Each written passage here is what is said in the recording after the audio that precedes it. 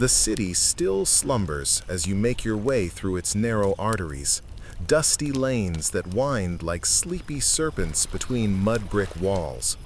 The first rays of dawn are just beginning to stretch their pale fingers over Thebes, but the world hasn't quite noticed yet.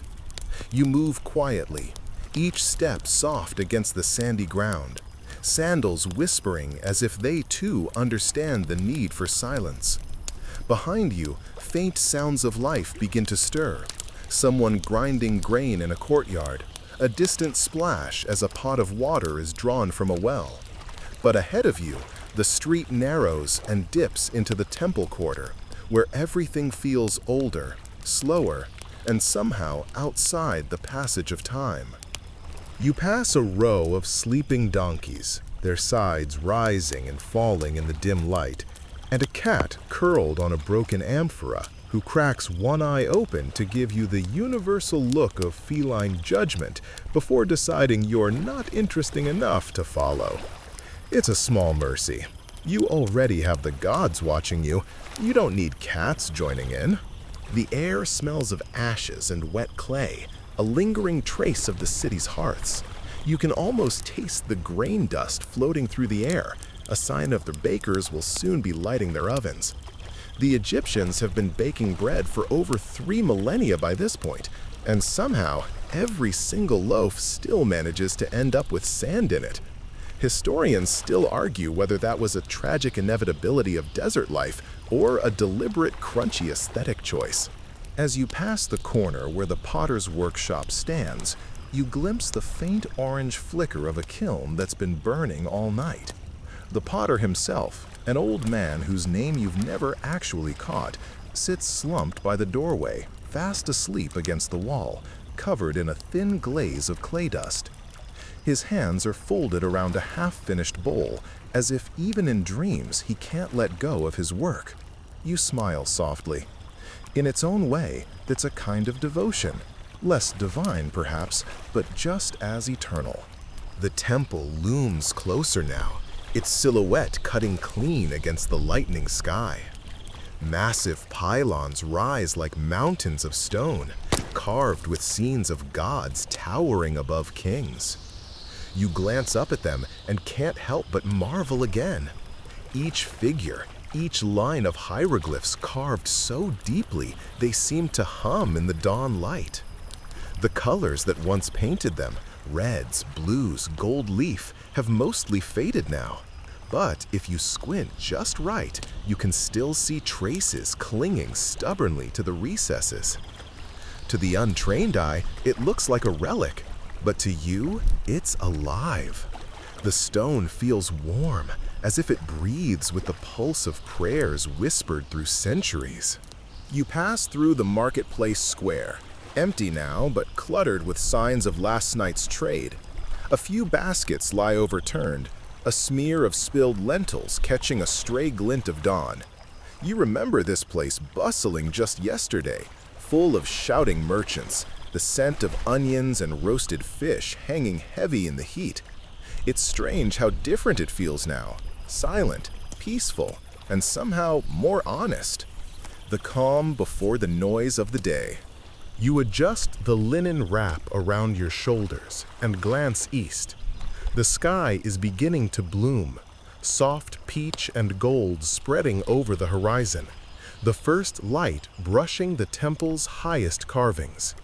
Somewhere, a priest will soon be blowing the conch shell that signals sunrise prayer. But for now, you have these last few minutes of solitude. You take a deep breath, savoring the coolness before the day's heat arrives. Egypt's sun doesn't rise, it attacks. You can feel its power already gathering, like a lion stretching before the hunt. Thebes sprawls behind you, quiet and dignified in its own dusty way. You imagine the nobles still asleep on their polished wooden beds, wrapped in fine linens, dreaming of afterlife comforts. Down by the river, the fishermen are probably already awake, their boats sliding silently over the dark water, casting nets in hopes of catching breakfast. You can almost hear their laughter echoing off the reeds. But your place is here, walking between the mortal and the divine. The streets narrow again, then widen suddenly into the open avenue that leads directly to the temple. Two massive sphinxes flank the path, their stone eyes staring eternally ahead. You walk between them, your footsteps muffled by the sand that always seems to gather no matter how many times it's swept away. Each sphinx wears the same serene smile, the kind that could either mean infinite wisdom or an inside joke that's been running since 2000 BCE. At this hour, you're not alone anymore. A few other temple servants approach from the other side of the avenue, one carrying a clay jar of fresh water from the sacred lake, another balancing baskets of flowers on her head. You nod to each other, wordless but connected, like beads on the same prayer string. As the first rays of sunlight touch the top of the pylons, the gatekeepers swing open the wooden doors. The sound echoes, deep, hollow, commanding. It reverberates through your chest. Every morning, it feels like the world itself is exhaling. You pause a moment before stepping through, just to watch. It's a sight that never loses its quiet power. The golden light spilling through the threshold, chasing away the shadows, turning the air itself into liquid amber. You remember the first time you saw it, years ago, when you were still new to temple life. You had barely learned the chants, barely understood the hierarchy, and yet you'd felt something ancient stir inside you at that moment. Not fear, not awe exactly, just the weight of time pressing gently on your shoulders. You step forward now, and the light catches on your skin. The temperature shifts instantly, cool stone to warm sunlight, shadow to radiance. The temple courtyard opens before you, vast and geometric, columns rising like forest trunks around its edges. A small group of priests crosses ahead of you, their white linen robes glowing in the dawn. They carry offerings, bowls of milk, trays of bread, small vessels of perfumed oil. You can smell it faintly as they pass, myrrh, lotus, and the smoky tang of burnt cedar. The combination always reminds you of the balance between life and decay, the Egyptians' favorite theme. In the corner of the courtyard, a scribe sits already at work, his reed pen scratching against papyrus. He doesn't look up as you pass, but you know he's tallying every offering, every ounce of oil, every loaf of bread. If a single date cake goes missing, he'll notice. The gods, it seems, appreciate accountability. You make your way toward the inner corridor that leads to the purification lake, passing murals that shimmer faintly in the light. Some depict rituals you'll perform today, bathing the statue of the god, changing its clothes, and singing hymns to its eternal presence. Others show more cosmic scenes, Ra sailing across the sky in his solar boat, the serpent Apophis lurking below, chaos ever waiting. You always found those depictions oddly comforting. They remind you that even gods have commutes. As you approach the lake's edge, the sound of water grows louder, lapping gently against the stone. The air grows cooler, touched by moisture.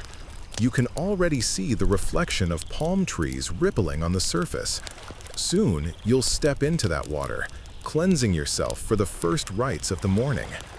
But for now, you pause again, looking back over your shoulder.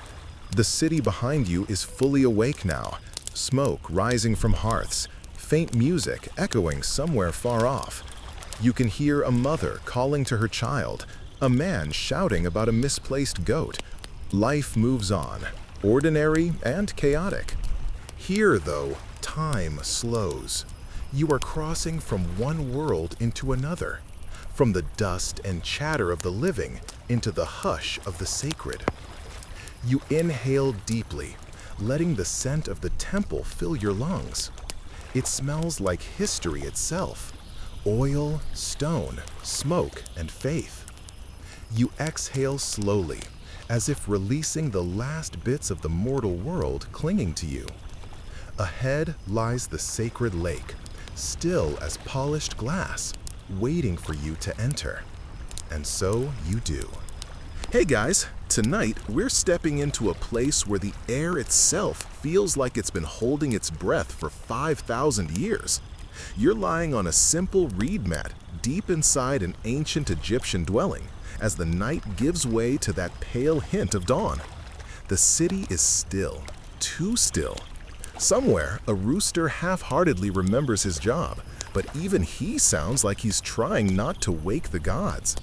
You're about to begin another long, sacred day in service to them, one of the temple keepers entrusted with maintaining the rhythm between heaven and earth. You probably won't survive this particular morning.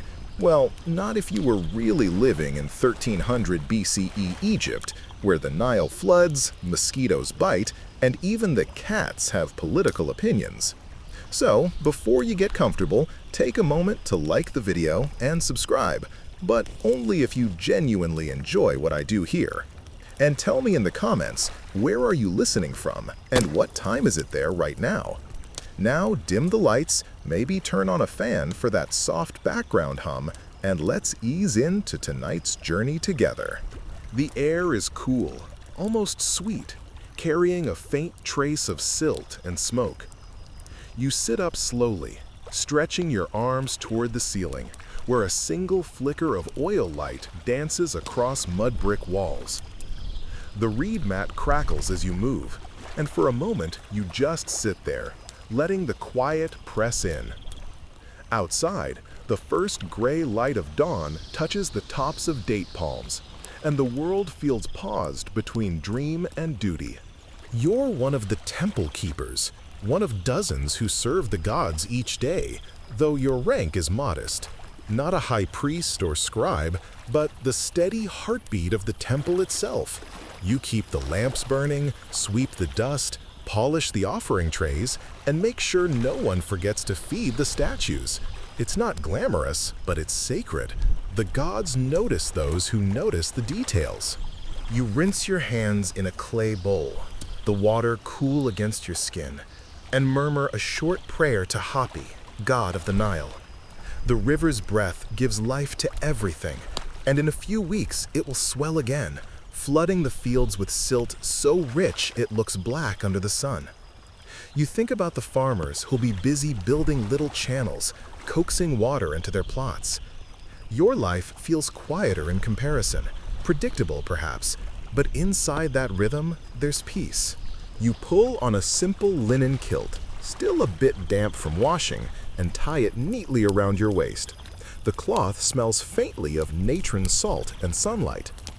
Over it, you throw a short linen shawl, more for modesty than warmth. Egypt doesn't get cold often, but temple mornings demand a certain solemnity. The oil lamp sputters once before you blow it out, and the tiny room falls into darkness again, save for the pale line of dawn outside your doorway. You step into your sandals, woven reeds, soft from use, and pause to look around. Clay jars line the wall, one for beer, one for barley, another for dried figs. Beside them, a small carved cat figurine guards your threshold. You rub its ear for luck before stepping outside. The street is quiet, except for a sleepy donkey braying somewhere down the lane. A few stars still linger overhead, fading like old memories. You start walking toward the temple, your feet whispering against the dust. The city of Thebes sleeps behind shuttered doors, its courtyards filled with dreams and the faint scent of last night's cook fires.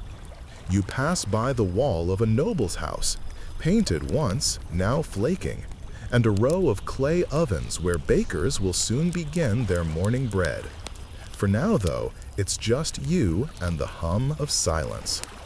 In the distance, the temple rises, a vast shadow against the faint glow of dawn.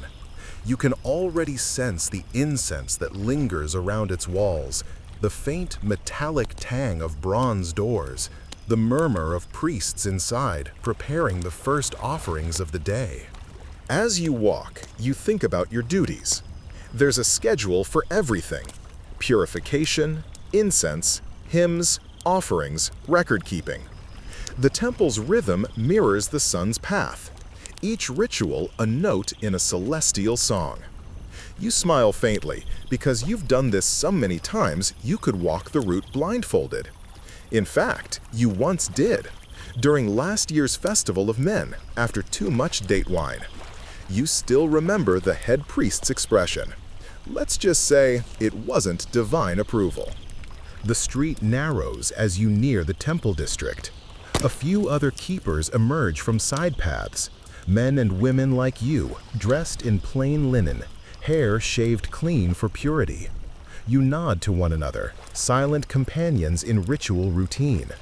No one speaks much before sunrise. It feels wrong to break the spell. A breeze drifts down from the Nile, carrying a damp coolness that clings to your skin. You catch the faint cry of an ibis somewhere overhead. Thoth's bird, the god of wisdom and scribes. Maybe he's taking attendance already.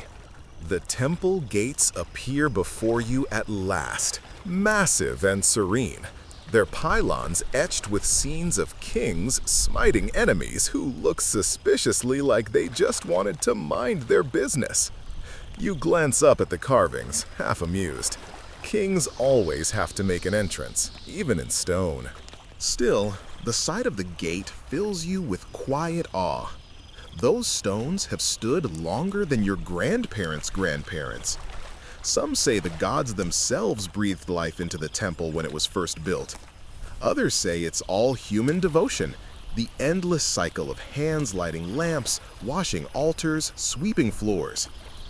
Historians still argue whether temples were primarily religious centers or administrative hubs, half shrine, half office. But to you, it doesn't matter. It's both, and somehow neither. It's home. A senior priest waits by the gate, holding a bronze key that gleams faintly in the dim light. He nods when he sees you approach. "You're early," he murmurs, his voice barely above a whisper. You bow slightly, trying not to sound smug. "Couldn't sleep?" He smirks.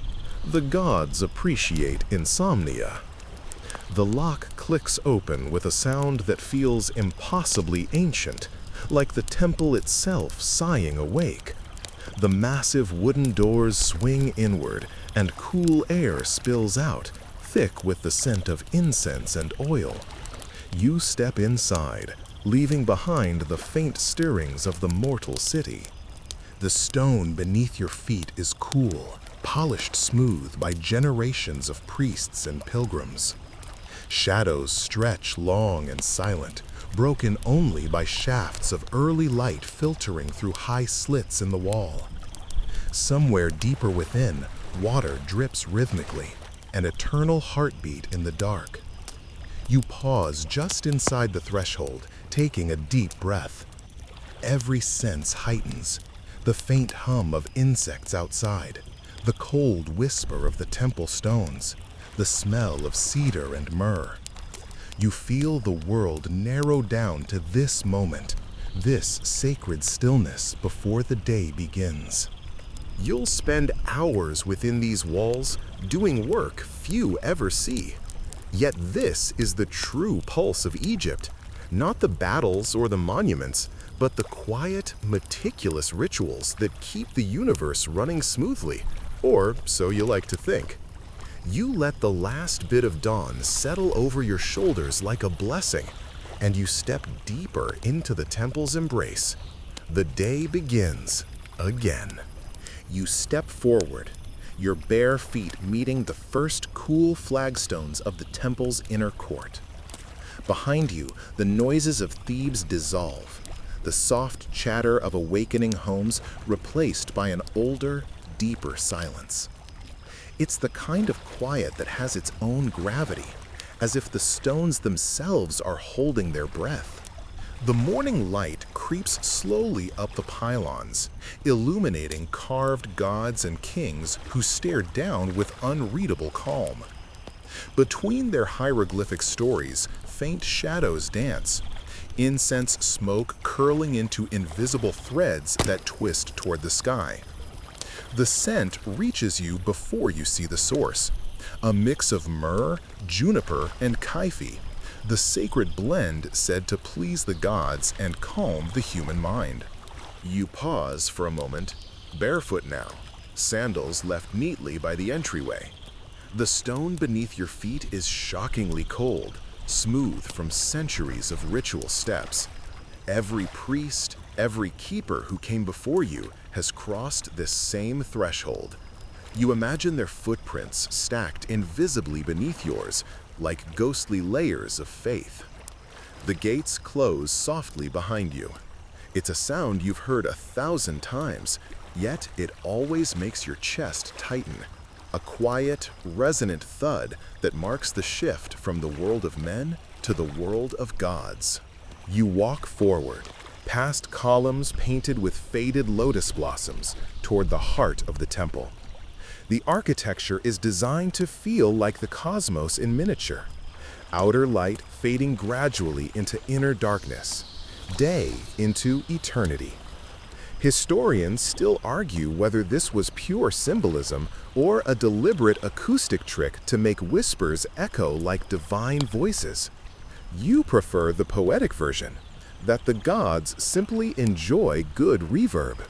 A pair of senior attendants greet you with small nods, no words.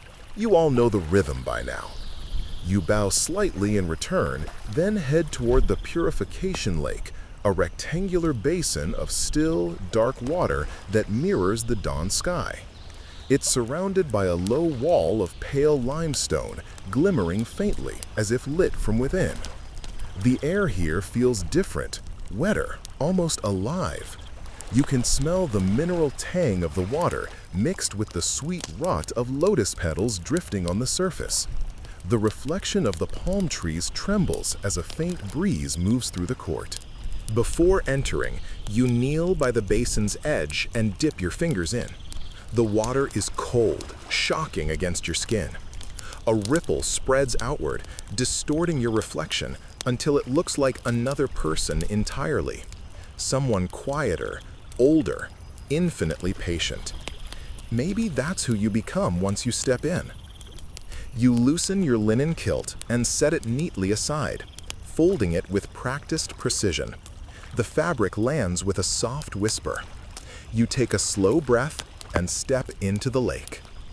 The chill crawls up your legs, wrapping around your calves like a living thing. You sink deeper until the water reaches your waist, then your chest. The sensation is at once cleansing and numbing, your body adjusting to the cold as if reminded it's still mortal. You submerge your hands, then your face, letting the water slide over your scalp. The temple roof reflects faintly in the ripples, like another world just beneath the surface. You murmur a short invocation to Thoth, the god of wisdom and sacred words. His ibis eyes see all, even the thoughts you'd rather he didn't. For a long moment, you stand there, breathing slowly, listening to the faint lapping of water against stone. The world narrows to sound and temperature, the tiny clicks of distant insects, the way your heartbeat seems to echo through your ribs. They say the purification lake represents none, the primeval waters of creation, the place where the first mound of earth rose from chaos. By bathing here, you aren't just cleaning yourself, you're symbolically stepping into the act of creation itself. A fresh start, every dawn. You smile faintly. A cosmic reset button, Egyptian edition. When you finally step out, droplets of water trail down your skin, catching the morning light. You dry yourself with a linen cloth and re-wrap your kilt, still damp from your fingers. The air feels warmer now, almost soft against your skin. An older priest passes by, nodding approvingly. His name is Panefer, though everyone just calls him the crocodile, for reasons that are both unclear and, judging by his grin, probably deserved. He carries a bronze jug filled with oil for the morning lamps, his robe immaculate despite the humidity. Cold? He asks, with a knowing smirk. You shrug. The gods like to keep us humble. Penefer chuckles, a low, rumbling sound that fits his nickname. Humility keeps the water clean. Then he wanders off toward the main sanctuary, muttering about lazy acolytes and oil rations. You take a moment to gather your tools: a small clay jar of incense pellets, a reed broom, and the bronze key that opens the outer shrine doors. Each item has been in service longer than you've been alive. The jar's surface is slick from years of hands passing it down the line. As you walk back toward the temple's inner hall, sunlight pours in through narrow slits high in the walls, slicing through the incense haze like golden blades. The rays fall precisely on the statues lining the corridor: Ra, Osiris, Hathor, each face momentarily illuminated, then swallowed again by shadow. The Egyptians didn't do accidents in their architecture. Every shaft of light, every echo, every angle was a sermon in stone. You trail your fingers lightly along a wall relief as you pass. The carvings depict scenes of offerings, priests bowing before gods, vessels overflowing with fruit and bread. You pause at one image that always amuses you: a servant balancing what appears to be an absurdly large goose on his shoulder. The bird's expression is one of mild outrage. You whisper, "Steady, friend," as you walk by. The temple cat. Yes, every temple has at least one. Pads silently across your path, tail flicking. She's sleek, gold-eyed, and carries herself like a deity who hasn't quite decided if she'll tolerate human company today. You bow your head slightly as she passes. It's safer that way. You've seen her steal a fish offering right off the altar and somehow make it look holy. You reach the central passage that leads to the shrine. This is where the real work begins, the tending of the divine image. But before that, you'll light the morning lamps. Their glow marks the return of Ra's daily journey across the sky. The bronze doors of the sanctuary are closed for now, their hinges engraved with looping prayers. You slide your key into the lock and hear the faint click of release. The sound seems to echo forever, bouncing through the stone corridors like a whispered secret. As the doors open, the air changes again, thicker, older, as if no wind has entered here for 100 years. You inhale slowly, the scent of incense stronger now, mixed with the faint metallic note of bronze and stone. Inside, the sanctuary glows dimly in the half-light. The walls shimmer with gold leaf, catching the thin beams of sun filtering through a hidden slit above. In the center stands the statue of the god, carved from black basalt, seated upon a throne, eyes inlaid with quartz that gleam like living light. You bow deeply, forehead touching the cool stone floor. The moment hangs there, time suspended, breath still. You rise slowly, careful not to meet the statue's gaze directly. The god doesn't need acknowledgement, he simply is. You place your tools by the altar, laying them out neatly. The bronze oil lamp flickers in your hand, casting golden tremors over the statue's face. You light the wick with a steady breath, whispering a prayer that's older than writing. The flame steadies, and in that small glow, the world feels rebalanced again. Some say the gods dwell inside their statues, that each morning's ritual awakens them from slumber. Others insist the idols are mere symbols, beautiful, sacred, but lifeless without belief. Historians still argue whether the ancient priests truly believed the gods inhabited these forms or simply treated them as channels for divine energy. But you've been in this room too many times, seen too many inexplicable flickers of light, Felt too many breaths of cool air in a sealed chamber. You know better than to decide. You adjust the lamp, watch the light ripple over the stone skin of eternity, and whisper the day's first greeting to your silent companion. Good morning, Great One. May your house be clean, your offerings sweet, and your servants punctual. The air seems to hum softly in response. You smile.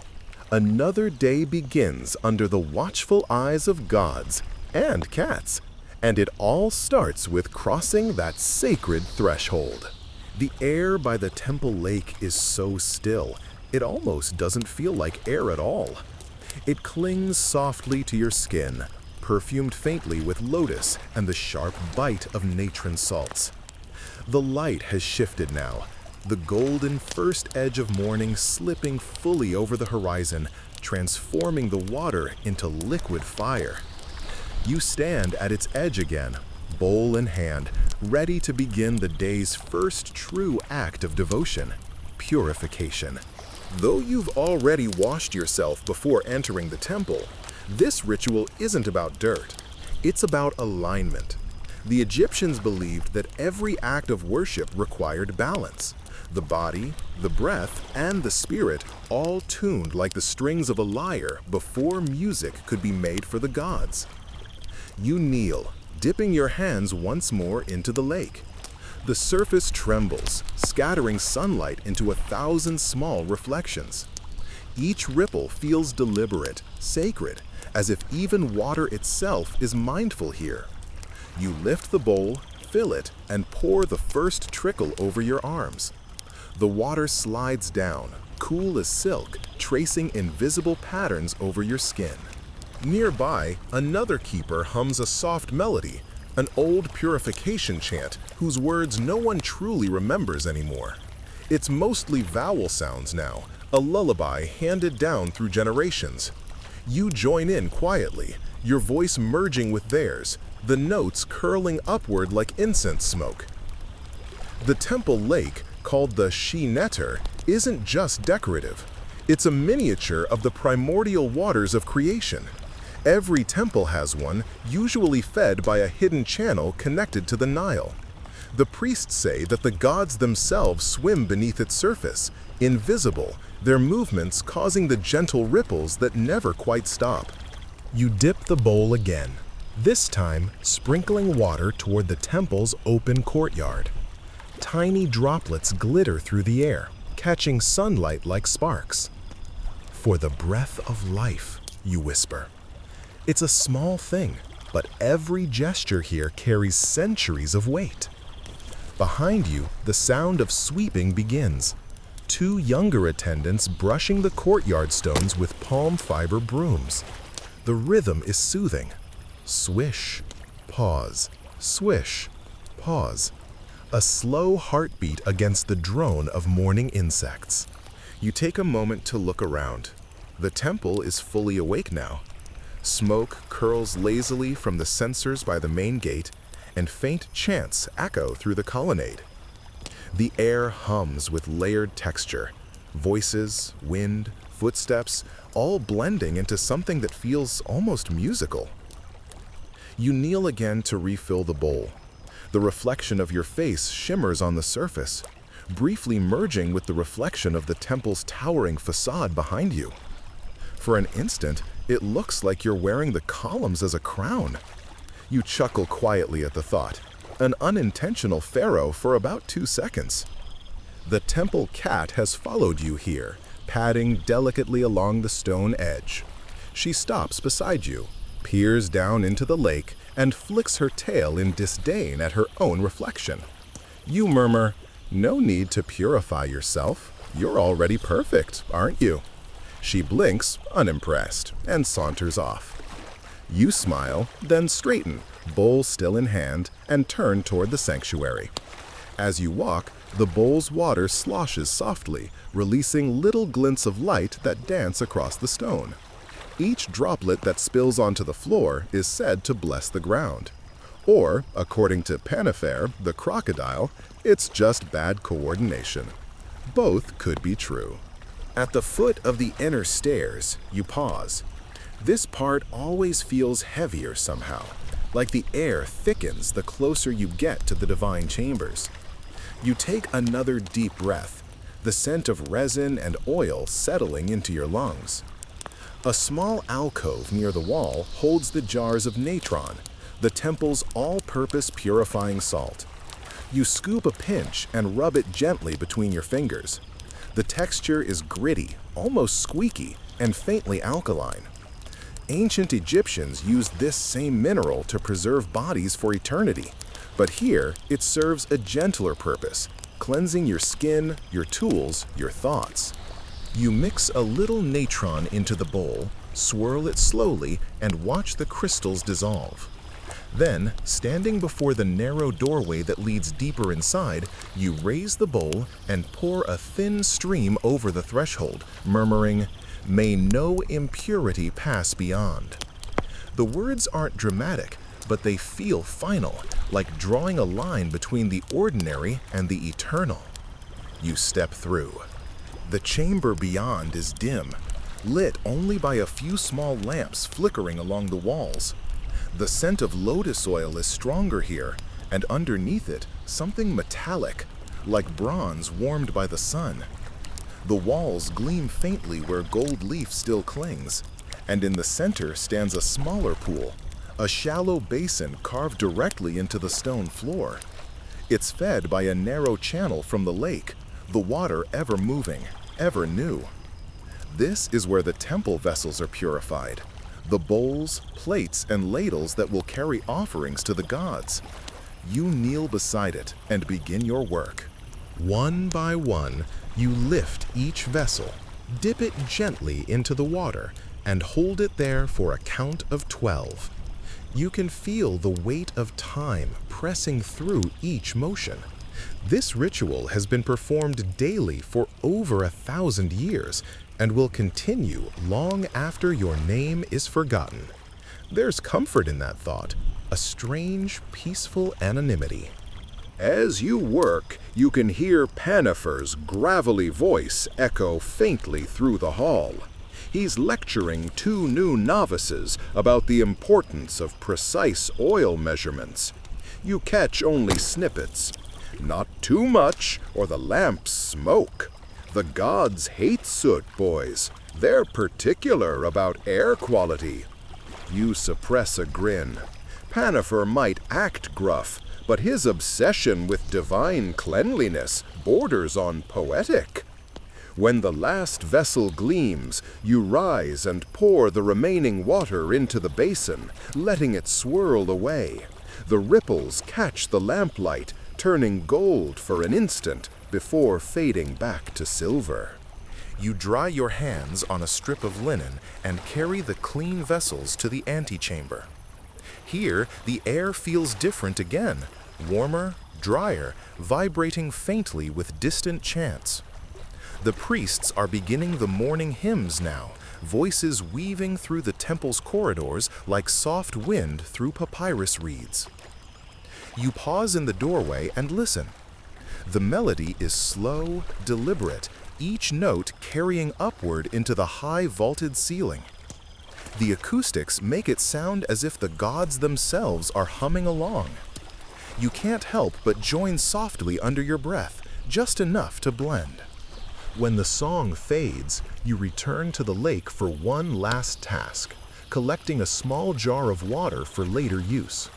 The gods' statues will be anointed today, and every drop must come from this sacred source. You kneel, fill the jar carefully, and seal it with a bit of beeswax. The sun now glints full on the surface, dazzling enough to make you squint. As you stand, a shadow passes overhead, a heron gliding low across the lake. You follow its slow, graceful arc with your eyes. The heron was sacred to Ra, symbol of rebirth and dawn.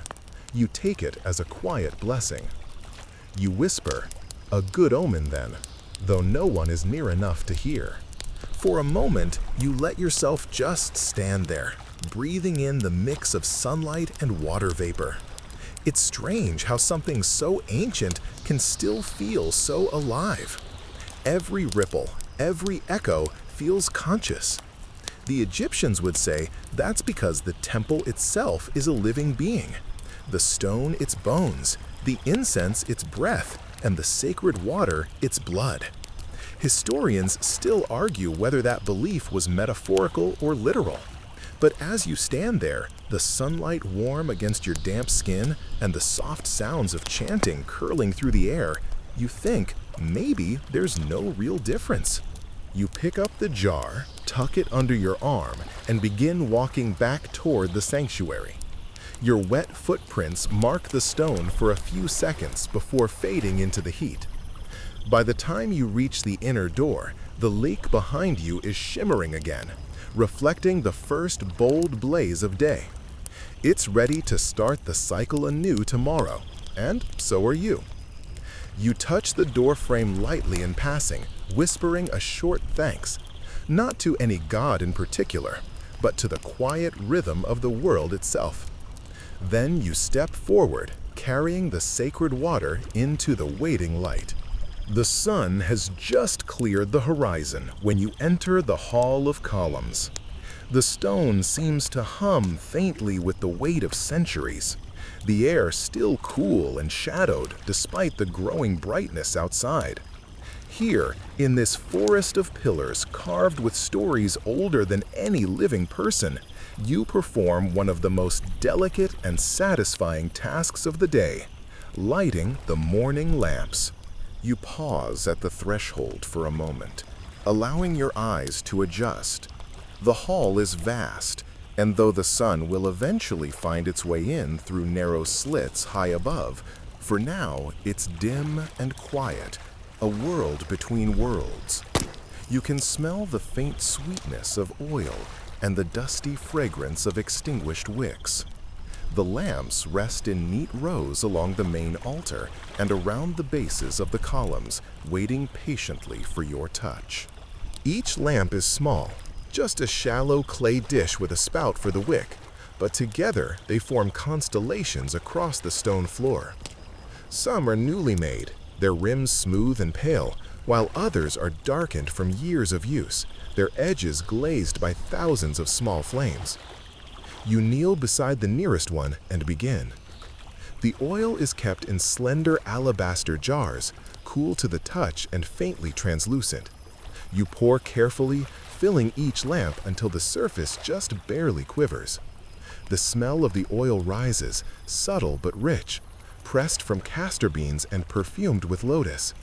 Its aroma is familiar, grounding, a scent that ties you to every morning you've spent here. Once all the lamps are filled, you reach for the small bronze rod used for lighting, a thin wand tipped with linen wrapped tightly around its end. You dip it into the flame of the central lamp, the one that was kept burning overnight, the eternal flame that never goes out. For a moment, the linen glows red, then catches. The first flame of the morning flickers to life. You move slowly, deliberately, from lamp to lamp. Each time you lower the flame, the wick trembles before surrendering to fire. A faint hiss, a tiny curl of smoke, and then light. The act is almost meditative, repetition wrapped in reverence. Your mind drifts, not far, just enough to notice things that words usually rush past.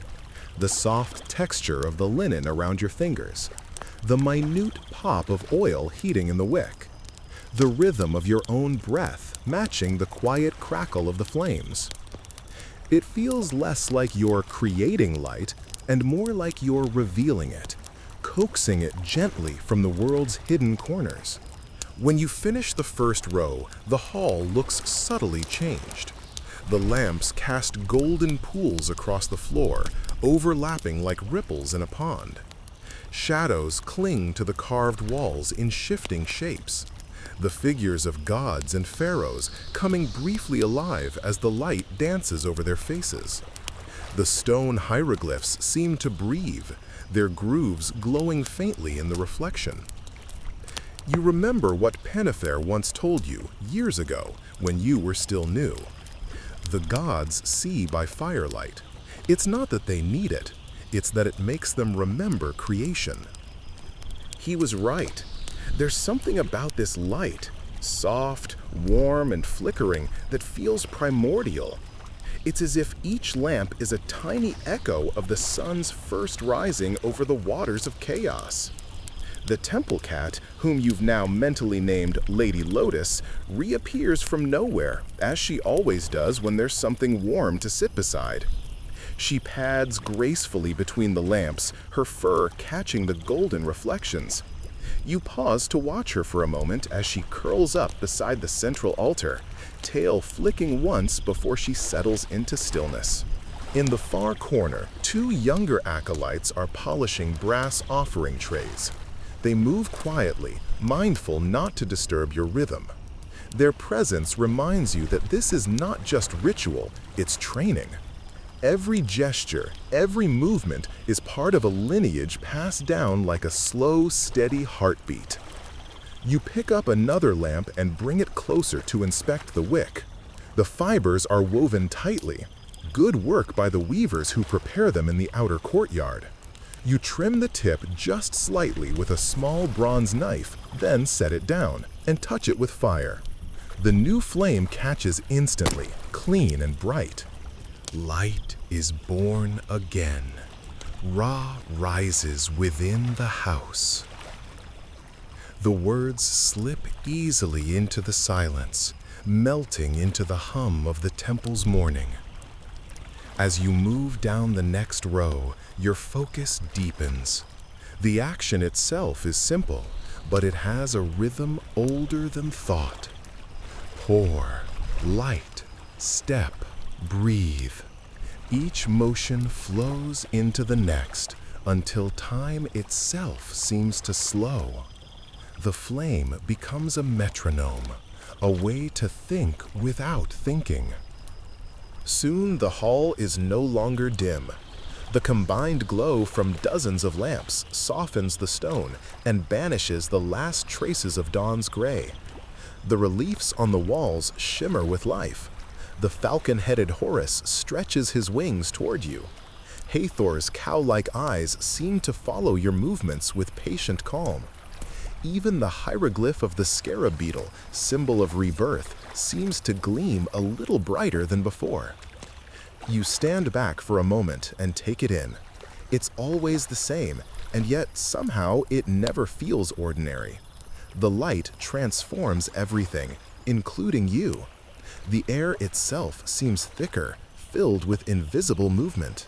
You take a long, slow breath. The scent of burning oil mingles with the faint sweetness of incense drifting from the sanctuary beyond. It's a fragrance that doesn't belong to any single thing. It's the smell of continuity. Behind you, footsteps echo softly. Panafair appears in the doorway, carrying a bronze censer. He nods approvingly when he sees the lit lamps. "Good timing," he mutters. His voice is rough but kind. Ra will find his way home today. He begins swinging the censer gently, wafting curls of fragrant smoke through the hall. You step aside, allowing him to pass. The smoke catches the light, forming golden ribbons that swirl and fade. You remember something your teacher once said about this part of the ritual. The lamps feed the gods' eyes. The incense feeds their lungs. Panafair's pace slows as he moves deeper into the hall. His chant is quiet, almost indistinct, but you recognize the cadence. The old hymns to Ra, sung every morning since time immemorial. When he finishes, the hall is transformed. The combination of light and smoke creates an almost dreamlike atmosphere. Every surface gleams, every shadow breathes. You could believe, if only for a moment, that the gods themselves might step down from the walls. You move through the space one final time, checking each lamp. The flames are steady, untroubled. The oil levels are perfect. The light will last through the morning offerings and into midday prayers before being refreshed again. You return to the central altar and kneel, both hands resting lightly on your knees. There is no hurry now.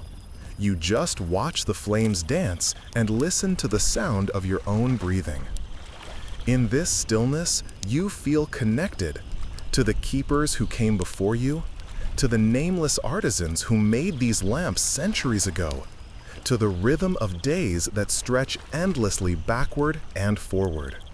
The temple, the light, the ritual, all of it exists outside the boundaries of time. Each morning is both new and ancient, both fleeting and eternal. As you rise, Lady Lotus stretches lazily beside the altar, blinking at you with unbothered indifference.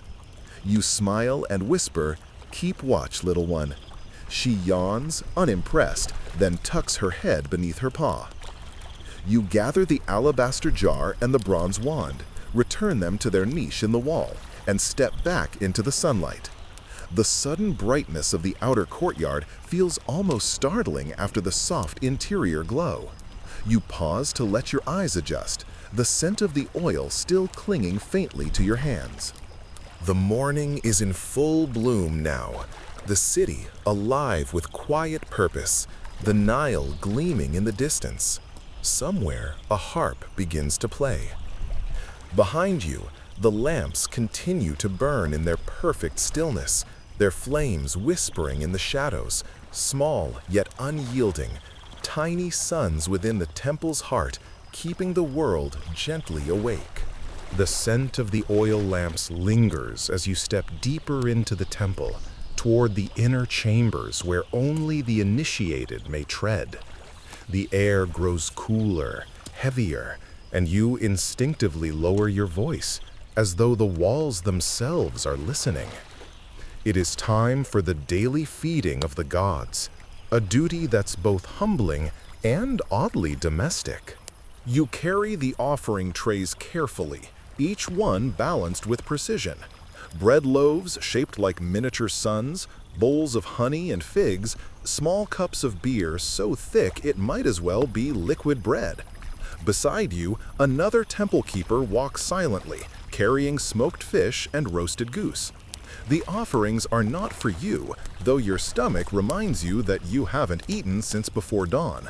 The gods, as everyone knows, eat first.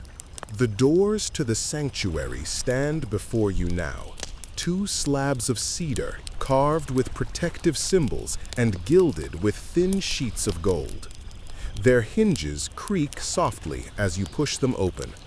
Inside, the light dims again. Only the flicker of the eternal lamp and the filtered sun through high vents touch the still air. There, at the heart of the room, stands the statue. It isn't large, barely taller than your chest, but its presence seems to fill the space entirely. The god, carved from black basalt, sits rigid and serene, eyes inlaid with gleaming quartz. Even in the half-light, the gaze feels alive. The face bears the perfect stillness that artisans spent lifetimes mastering, a calm that hovers somewhere between kindness and indifference. You set the first tray down on the low altar before the statue. The bread trembles slightly as it settles, a few crumbs breaking loose. You feel a pang of guilt at the imperfection, as though you've just coughed during a hymn. Ponfair enters behind you, carrying a vessel of purified water. He gives you a slight nod, and together the two of you begin the ritual.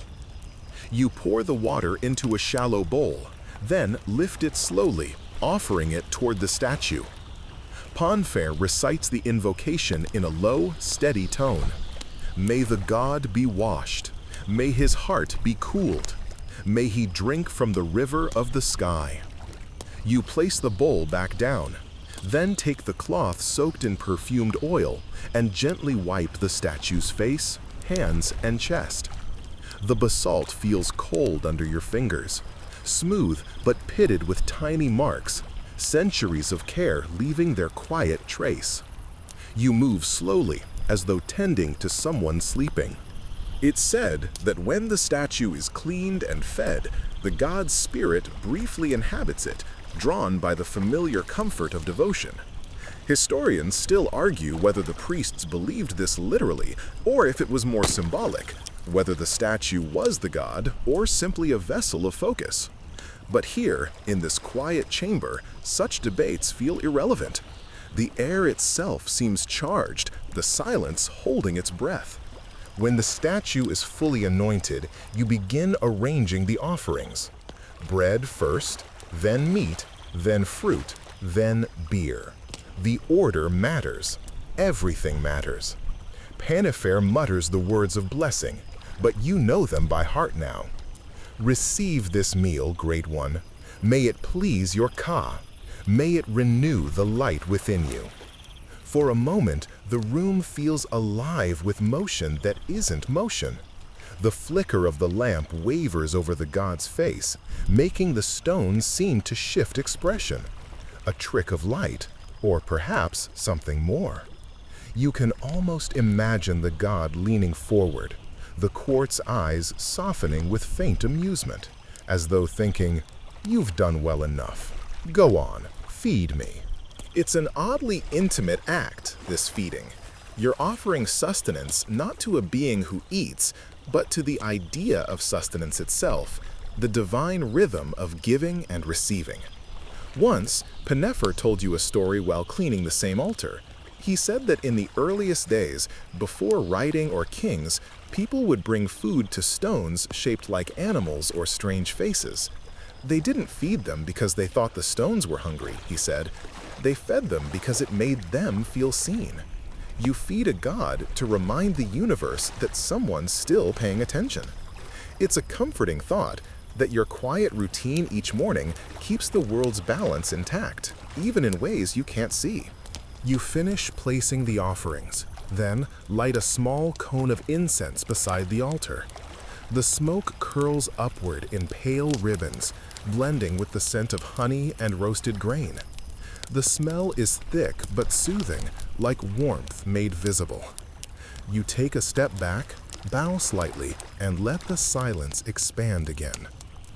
There's a superstition whispered among the younger keepers that if you watch closely, you'll see the offerings fade a little before your eyes, as though the god truly consumes them. Of course, that's not what happens.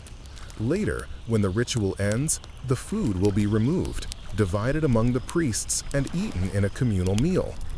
Gods don't waste good bread, Panifair likes to joke. Still, sometimes you swear the bread does look smaller afterward.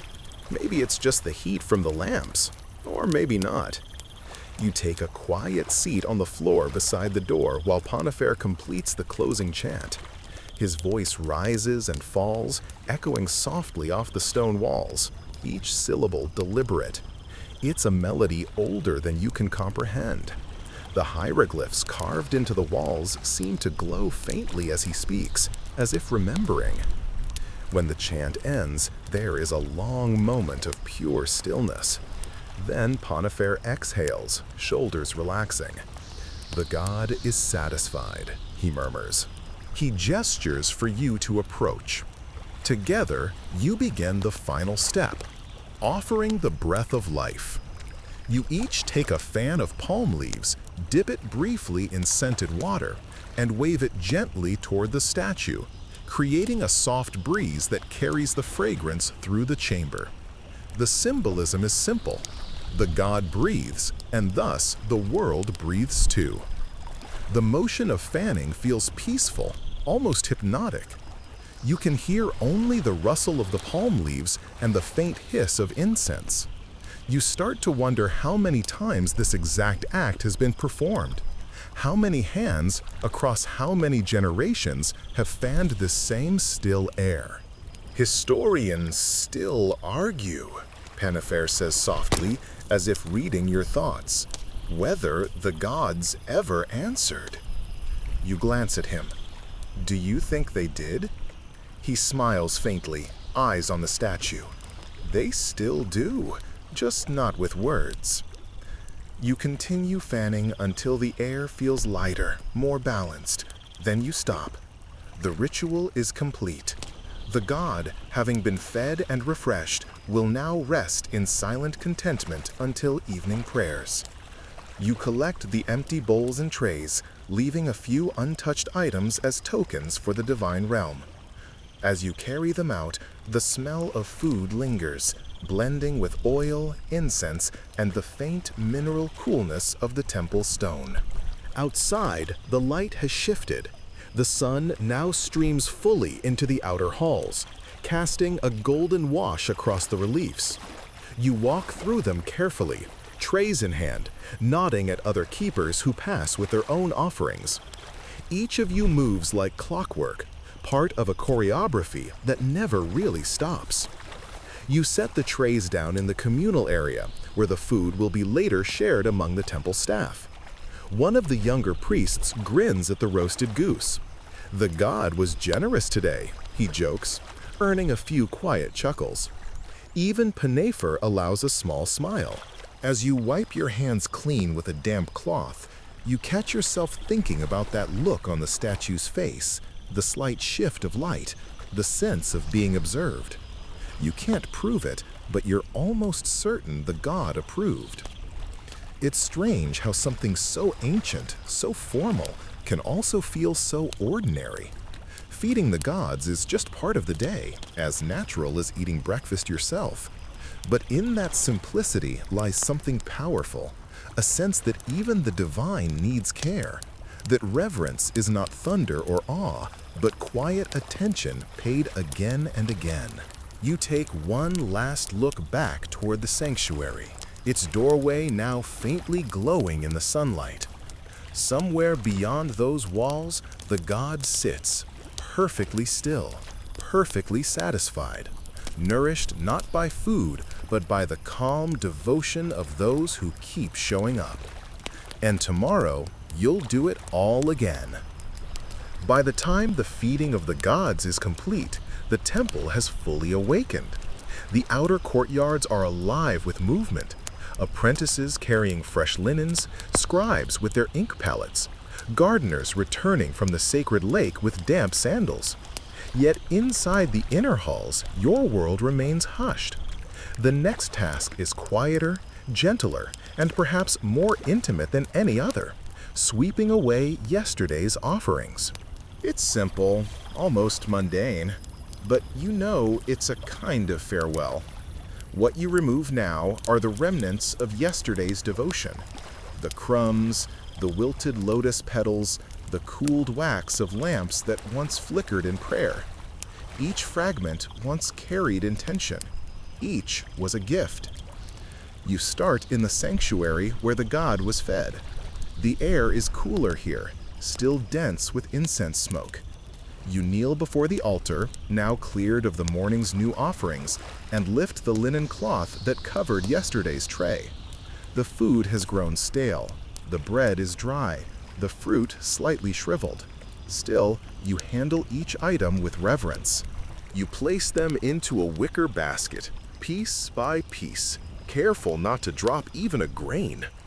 Penefer once warned you never to rush this part. The gods may have eaten the essence, he said, but their memory lingers in the leftovers. You smiled at that, half serious, half poetic. But today, you understand what he meant. There's something almost sacred about decay. The honey glistens, thick and slow. The figs smell faintly fermented, like wine beginning to dream. A few ants wander lazily among the crumbs, tiny pilgrims who have found their own form of worship. You gently brush them aside and continue. When the altar is cleared, you take a soft reed broom and sweep the stone floor, moving in slow, circular motions. The sound is soothing, a soft whisper of bristles against dust. Every temple keeper knows the rhythm. It's less about cleaning and more about balance, removing the remnants of what was so that the next offering can arrive without clutter. The dust here isn't ordinary dust. It's full of stories. Bits of old incense, ash from oil wicks, grains of sand carried by wind from the desert beyond the city. Some mornings you find tiny flakes of gold leaf that have fallen from the painted ceilings above. You always save those, collecting them in a small clay jar. Panifer says they're the god's dandruff. You both laugh at the joke every time, even though it's older than the hieroglyphs on the walls. As you work, the temple seems to exhale around you. The faint echoes of your broom strokes bounce gently off the stone pillars. Occasionally, a gust of air slips through a high vent, stirring the incense haze and carrying with it the distant sound of chanting from another chamber. You pause for a moment, resting your broom against a column, and watch the way the light filters in through the narrow slit of a window. The beam lands on a carved scene showing workers offering bread to the god Amun. You smile at the coincidence, an echo of your own labor frozen in stone. Historians still argue whether these rituals were acts of faith or acts of control, whether the temples existed to serve the gods or to remind people who held the power to speak for them. But as you sweep, the argument feels irrelevant. Belief isn't something you can measure in papyrus scrolls. It's in the motion itself, the steady, mindful act of care that needs no audience. You finish the inner sanctuary and carry the basket of remnants into the side corridor. The smell changes immediately, less perfumed, more human. This is where the temple's daily rhythm becomes visible. Priests passing with folded linen, acolytes whispering instructions, an occasional cat darting between feet. You head toward the small courtyard where old offerings are sorted. It's shaded by date palms, their fronds swaying lazily in the warm breeze. The stone troughs here are used for washing the altar trays, and the air smells of damp clay and barley. You kneel beside one of the troughs and begin to separate the remnants. The edible food goes into one basket. This will later be shared among the temple staff. The spoiled or unusable pieces go into another, destined for burial in the compost pits near the outer wall. Nothing is wasted. Even decay, in its way, serves the gods. As you work, you notice a few children of the temple workers watching from the edge of the courtyard. One of them, a boy no older than 8, calls out softly, "Do the gods get angry if you throw their food away?" You smile and shake your head. "No," you tell him, "they've already eaten what they need. What's left is for us, to remind us that what feeds them also feeds us." He seems satisfied with that answer, though you see him glance toward the discarded bread again, just to be sure. You remember being his age, peeking curiously into these same rituals and wondering if a god might actually reach down and snatch the food mid-meal. Panifer used to tell you an old story about that, of a young priest who forgot to clear an offering and woke to find a bite missing from the bread. Some said it was a mouse, others swore the god himself had taken it. Either way, Panifer would say, the lesson is the same: always clean up. You chuckle softly at the memory and continue sorting. The figs make a sticky mess, the honey hardens around your fingers, but you don't mind. There's a quiet satisfaction in returning the space to order. Once the baskets are ready, you carry the spoiled offerings toward the outer wall. A narrow path leads to a small enclosure surrounded by reeds. This is where the discarded offerings are buried, returned to the earth, as the old texts phrase it. You dig shallow pits in the sand and tip the baskets gently, watching the pieces fall with a soft thud. The smell of sweet rot rises, rich and strangely pleasant. You cover them with sand and whisper the brief farewell prayer. What was given returns. What was eaten is renewed. What was becomes. It's a simple verse, one that most people never hear, but it's one of your favorites. There's a quiet beauty in closing the circle, feeding the gods in the morning and feeding the earth by noon. A gust of wind lifts the edge of your linen robe, carrying a faint scent of lotus and ash. You take it as a sign, a small acknowledgement from the unseen that the task is complete. You stand there for a while, just listening to the rustle of the reeds. Somewhere nearby, a frog croaks lazily, completely unbothered by divine ceremony. When you return to the inner court, Panafair is waiting with a jug of water. He pours a small cup for you. "Done?" he asks. You nod, wiping a trace of dust from your cheek. "Good," he says. "The gods love a clean house." Then, after a pause, he adds with a wry grin, "Pity they never do the sweeping themselves." You laugh, careful not to spill your drink. "Maybe they're busy holding up the sky." "Convenient excuse," Panafair says, sipping his own water. The two of you sit for a moment on the edge of a low wall, watching temple life move around you. Somewhere, an apprentice drops a jar and swears under his breath. A pair of doves flutter down to drink from the basin. You feel the cool stone under your palms, the weight of the sun on your shoulders, the faint ache in your arms from the morning's labor. This is the quiet heartbeat of the temple, the in-between moments when the grand rituals fade and only the gentle maintenance remains. And perhaps that's where the real holiness lives, not in thunder or fire, but in the simple act of keeping things tidy, of making room for what's next. You rise, brushing dust from your robe. The halls await the next task, the tending of the gardens. But before you go, you glance back toward the sanctuary, where the air still glows faintly gold from the morning's lamps. You imagine the God within, resting in serene silence, surrounded by freshness, by order, by calm. No clutter, no crumbs, no chaos, just peace, and the faint smell of lotus still drifting from the air you've just swept clean. After the sanctuary has been swept and the remnants of yesterday's offerings laid to rest, the temple calls you outward towards sunlight, wind, and the scent of water. Beyond the stone halls, where the chants fade and the incense thins, lies a world that feels almost alive in its own right, the sacred gardens. Every temple along the Nile has its gardens, though few outsiders ever see them. From the street, they seem hidden behind walls of limestone and shadow. But step through the narrow gate, and you are greeted by another kind of holiness, one that grows, hums, and breathes. A soft wind ripples the papyrus reeds along the pond's edge. Lotus blossoms open with the day's first warmth, their white and blue petals trembling slightly in the breeze. Bees move lazily among the flowers, their hum blending with the rustle of palm leaves above. The air smells of mud and sunlight, rich, alive, ancient. You pause for a moment, letting your eyes adjust. After the dim stone corridors, the brightness of morning feels almost startling. The garden stretches wide and orderly.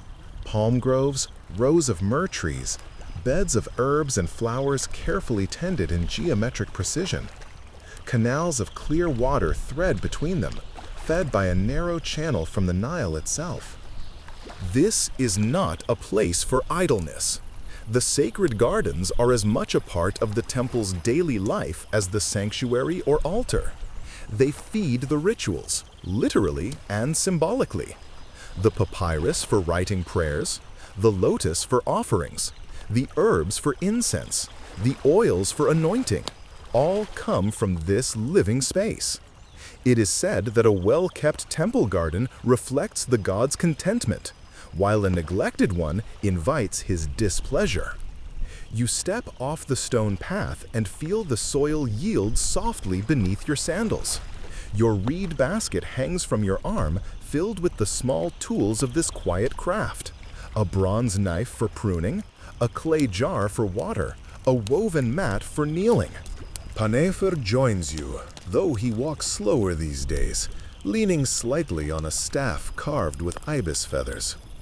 "The gods love order," he murmurs as he surveys the beds of lotus. But the earth, she loves chaos. We must negotiate between them. You smile. It's one of his favorite sayings. Every gardener here knows it's true. Left to itself, the garden would swallow the temple in vines and reeds within a season. Yet too much control, too much cutting and pruning, makes it sterile. The art lies in balance. You start with the lotus pond, kneeling at its edge. The water is cool, rippling gently around your fingers as you skim away fallen petals. Each petal feels like silk between your fingertips, soft, weightless, fragrant. You gather a few blossoms that have opened perfectly this morning and place them in the basket. These will go to the altar later, floating in the sacred basins beside the statue of the god.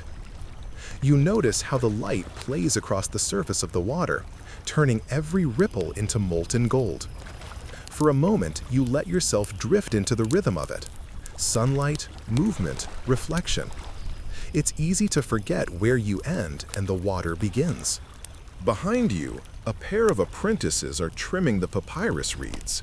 Their laughter drifts across the pond as they tease each other about whose cut is straighter. Panifer pretends not to hear, though you catch the faintest hint of a smile beneath his solemn expression. In truth, the temple gardens are one of the few places where laughter feels allowed. Inside the halls, silence is sacred. Here, life itself is. The plants do not mind your voice. They have heard everything. The sighs of priests, the chanting of hymns, the croak of frogs at night. You move on to the herb beds next. Rows of mint, coriander, and blue-flowered borage stretch before you. Their scents mingle into something refreshing and strangely timeless. As you pinch a few leaves for inspection, your fingertips come away green and damp. You rub them together and inhale deeply. The sharpness clears your mind. The herbs are used for all kinds of sacred work. Some are burned as offerings, some mixed into oils that anoint statues, others brewed into medicines for the temple's healers. You take care to trim only what's needed, never more. Panifer taught you that each plant has a soul, and if you harvest with gratitude, it will grow back stronger. As you work, a young gardener approaches with a clay jar of Nile water balanced on his shoulder. He lowers it into one of the irrigation channels, releasing a cool stream that rushes over your bare feet. "The flood has been good this year," he says. "The soil is rich." You nod, watching the water swirl around your toes. The Nile's rhythm governs everything. Its yearly flood brings both chaos and renewal, washing away the old, feeding the new. The temple gardens are a mirror of that eternal cycle. By midday, the sun sits high and golden above the palm trees. The air grows thick with warmth. You pause in the shade of a sycamore fig tree and drink from a small gourd. Nearby, a cluster of white doves peck at fallen seeds. Panifer sits beside you, fanning himself lazily with a palm frond. "Do you know," he says after a while, "that every temple garden was planted to resemble the field of reeds?" You turn to him. "The paradise of the afterlife?" He nods. "Exactly. When we tend this soil, we're tending a reflection of eternity. The gods do not live in the heavens alone. They walk among the lotus, the myrrh, the papyrus. To keep this garden alive is to keep the world in balance." You glance around, seeing it anew. The way the paths wind like small rivers, the symmetry of beds echoing the geometry of the stars. It does feel eternal, somehow. Not frozen, but unending. Each leaf, each drop of water, part of a quiet, infinite rhythm. Later, you help a pair of workers transplant young date palms near the courtyard wall. Their roots are heavy with mud, and you steady the sapling as they pack soil around it. When the job is done, you pour water from your jar, watching it sink slowly into the ground. The leaves tremble slightly in the wind, almost as if acknowledging your care. When the shadows lengthen and the air begins to cool, you carry your basket of gathered flowers and herbs back toward the inner gate. The scent follows you: sweet lotus, sharp mint, faint earth. You pass under the carved lintel where the falcon of Horus spreads his wings, and the garden's noise fades behind you. Inside, the temple feels different now. The air seems lighter, fresher. You realize that this is the silent effect of the garden's work, its purity carried inward by every breeze, every petal. The gods are not fed by food alone, but by beauty, balance, and breath. Before placing the lotus flowers in the sacred basins, you take one and lay it gently before the statue of Amun. Its petals unfold perfectly, a living mirror of the carved lotus in his hand. For a long moment, you stand there, simply watching. Perhaps, you think, this is the heart of worship. Not grandeur, not fear, but care. The same care that pulls weeds from the soil, sweeps dust from the floor, and tends the quiet life between stone and sky. As you turn to leave, you glance once more toward the garden gate where the last light of day filters through the palm leaves. The frogs will begin their evening song soon, and the water will catch the reflection of the stars. Somewhere out there, Ponifer will still be sitting beneath the sycamore, watching the wind stir the reeds. And in that moment, you understand something you hadn't before. The temple and the garden are not separate. The sanctum of stone and the soil of earth are two halves of one vast, breathing prayer. The gods dwell in both, the stillness of the altar and the murmur of the leaves, the flame of incense and the shimmer of sunlight on water. And it is your quiet, daily work, feeding, sweeping, tending, that binds them together. You step into the fading light, the scent of lotus following you like a blessing. Tomorrow, the cycle will begin again. But for now, the garden rests, and so do you. By the time you return from the gardens, the temple air has shifted again. The scent of fresh-cut lotus and damp earth lingers faintly in the corridors, mixing with the ever-present trace of incense. The morning's bustle has given way to a quieter rhythm now, one of documentation, reflection, and precision. You follow the familiar corridor that leads toward the scriptorium, the chamber where the temple's written memory lives. Inside, the air feels cooler, shaded from the afternoon sun by thick stone walls and narrow windows. There's a faint scratching sound, reeds on papyrus, as the temple scribes work steadily, heads bent, hands moving with a practiced calm. You've always loved this room. The smell of ink and old scrolls fills it. Resinous, dry, slightly metallic. Dust motes drift lazily through the slanted light, turning each breath into something visible. A small brazier burns in the corner, its faint smoke keeping insects away from the precious manuscripts. You settle onto a low stool beside a reed table. On its surface lie small pots of ink, each sealed with beeswax to keep it moist. One black, one red. The black is for words, the red for divine names or emphasis. Your reed pen rests across a small shell used as a palette. You test the tip against your thumb. It feels smooth and pliable, perfect for the slow, looping strokes of hieratic script. Before you begin, you unroll a clean strip of papyrus, its texture rough but promising under your fingertips. You smooth it flat, weighting the corners with small pebbles. The rustle of the papyrus always sounds like a whisper, as though the plant itself remembers the flow of the Nile from which it came. Today's task is simple but sacred, recording the offerings presented to the gods that morning. Every loaf of bread, every jug of beer, every wreath of lotus must be noted in precise detail. The temple's wealth isn't merely measured in gold or grain.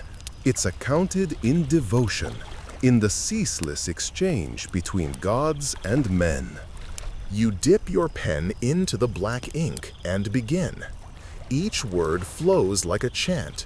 2 loaves of white bread, 1 jug of beer, 3 lotus flowers, 1 portion of roasted goose.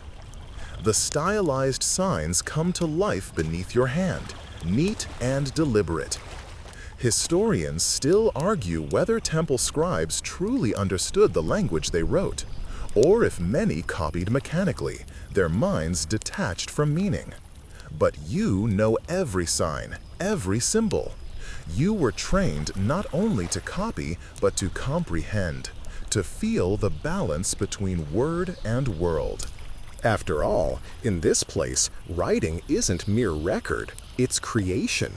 To inscribe something is to fix it in reality.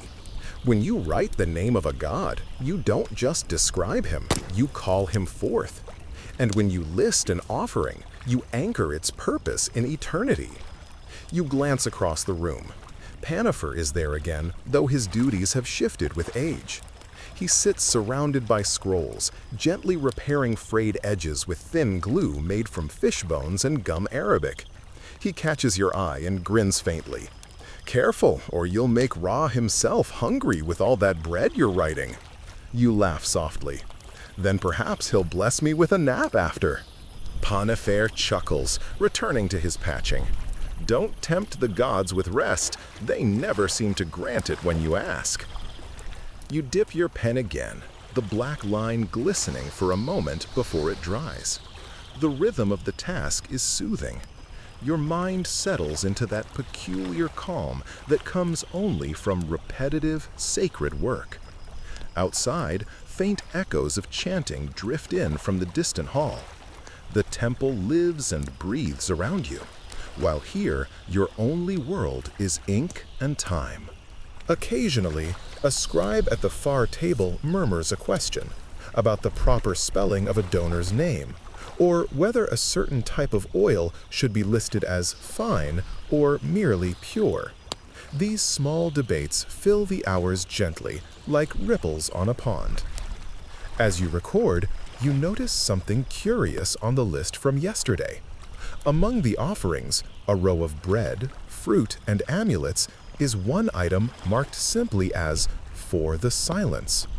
There's no quantity, no explanation. You pause, tapping the reed pen against your lip. Panifer notices. "Ah, you found it," he says, without looking up. "That one's been puzzling the novices, too." "What does it mean?" you ask. He shrugs. "No one knows for sure. Some say it's a metaphor, an offering to the stillness itself. Others think it was once a physical item that's been lost to memory, a token, perhaps." He squints at the ceiling thoughtfully. "Historians still argue whether it referred to a forgotten god, one who kept watch over the pauses between prayers."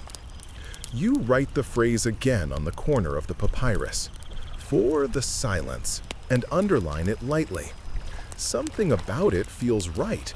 After all, silence fills the temple as surely as incense or light. Maybe, you think, the gods require it just as much as offerings of bread and beer. The afternoon heat deepens. The brazier's smoke curls lazily, and the ink thickens slightly in its pot. You add a few drops of water and stir with the tip of your pen. The sound is small, liquid, almost intimate. As you continue writing, a young messenger enters, a temple boy carrying a sealed clay jar and a folded parchment. He bows quickly, sets them beside you, and vanishes again into the corridor. You unseal the jar's lid and find it filled with small, gleaming beads of resin, frankincense, fresh from Punt. You make a note on the scroll: 1 jar resin from the land of Punt, fragrant, pure, received at noon. A faint smile touches your lips. The trade routes that stretch across the desert and sea end here, at your table. Thousands of miles, countless hands, all distilled into a single line of ink. It strikes you, as it often does, that this work, quiet, repetitive, unseen, might be the most enduring thing the temple does. The chants fade, the offerings rot, but the words remain. The ink darkens, the papyrus dries, and the record outlives the breath that wrote it. Panafair used to say that the gods themselves read these scrolls when the temple sleeps. You used to laugh, imagining Thoth, the ibis-headed god of wisdom, squinting at your uneven handwriting by lamplight. But now, as you glance at the row of sealed jars containing the week's records, the idea doesn't seem so ridiculous. Each scroll is tied with linen string, labeled in red ink, and stored in a niche carved into the wall. Hundreds of them line the chamber, rows of memory, centuries deep. Somewhere behind them lie the offerings of priests long gone, their names faded, but their devotion preserved in these fragile rolls of reed and ink. You pause to stretch your fingers. The afternoon light has turned golden, slanting across the room in wide, sleepy bands. Dust dances in it like a lazy swarm of spirits. You roll up the completed sheet, pressing it gently to remove air bubbles, then tie it with a cord. The papyrus crackles softly, satisfied. Before placing it into the archive niche, you hold it for a moment and breathe against the surface, a small human ritual passed down through scribes. Your breath moistens it slightly, binding your life to the words you've written. Panafair looks up. "You always do that," he says. "Maybe I just like giving the scrolls a soul," you reply. "Hee, then the archive must be very crowded indeed." The last scroll is stored, the inkpots covered, the papyrus scraps swept into a small clay jar to be burned later. Nothing with writing is ever discarded carelessly. You tidy the table and rise, feeling the pleasant stiffness of long focus. As you step into the corridor again, the light outside is dimming. Evening approaches. The temple's hum has softened, no longer the clatter of activity, but the murmur of transition. The air smells faintly of oil lamps and cool stone. You glance back once more at the scriptorium, at the quiet figures still bent over their work. Their hands move slowly, steadily, as though measuring time itself. In that stillness, you realize something. Temples rise and crumble. Dynasties come and go. But the words, those careful lines of ink on papyrus, carry eternity in them. Every offering, every name, every humble act of devotion lives on, whispered through the centuries by the dry rustle of scrolls. You walk away smiling faintly, the echo of your footsteps joining the murmur of history itself. The day begins its slow descent into evening. The temple corridors, once full of the soft clatter of the midday meal and the gentle murmur of scribes, now quiet into a hushed anticipation. The sun dips toward the horizon, casting long golden slants through high windows, and you sense the transition. It is time for the evening ritual, the lighting of the lamps. You carry the bronze lamp tray through the stone halls, each lamp filled with oil harvested from the temple's groves. The fragrance of sesame and castor oil drifts faintly from the open containers, mingling with the residual sense of bread and lotus from earlier in the day. Each lamp is a miniature sun, a steady glow meant to pierce the creeping shadows of the temple. Panafair follows behind, carrying the flint and tinder for striking the wicks.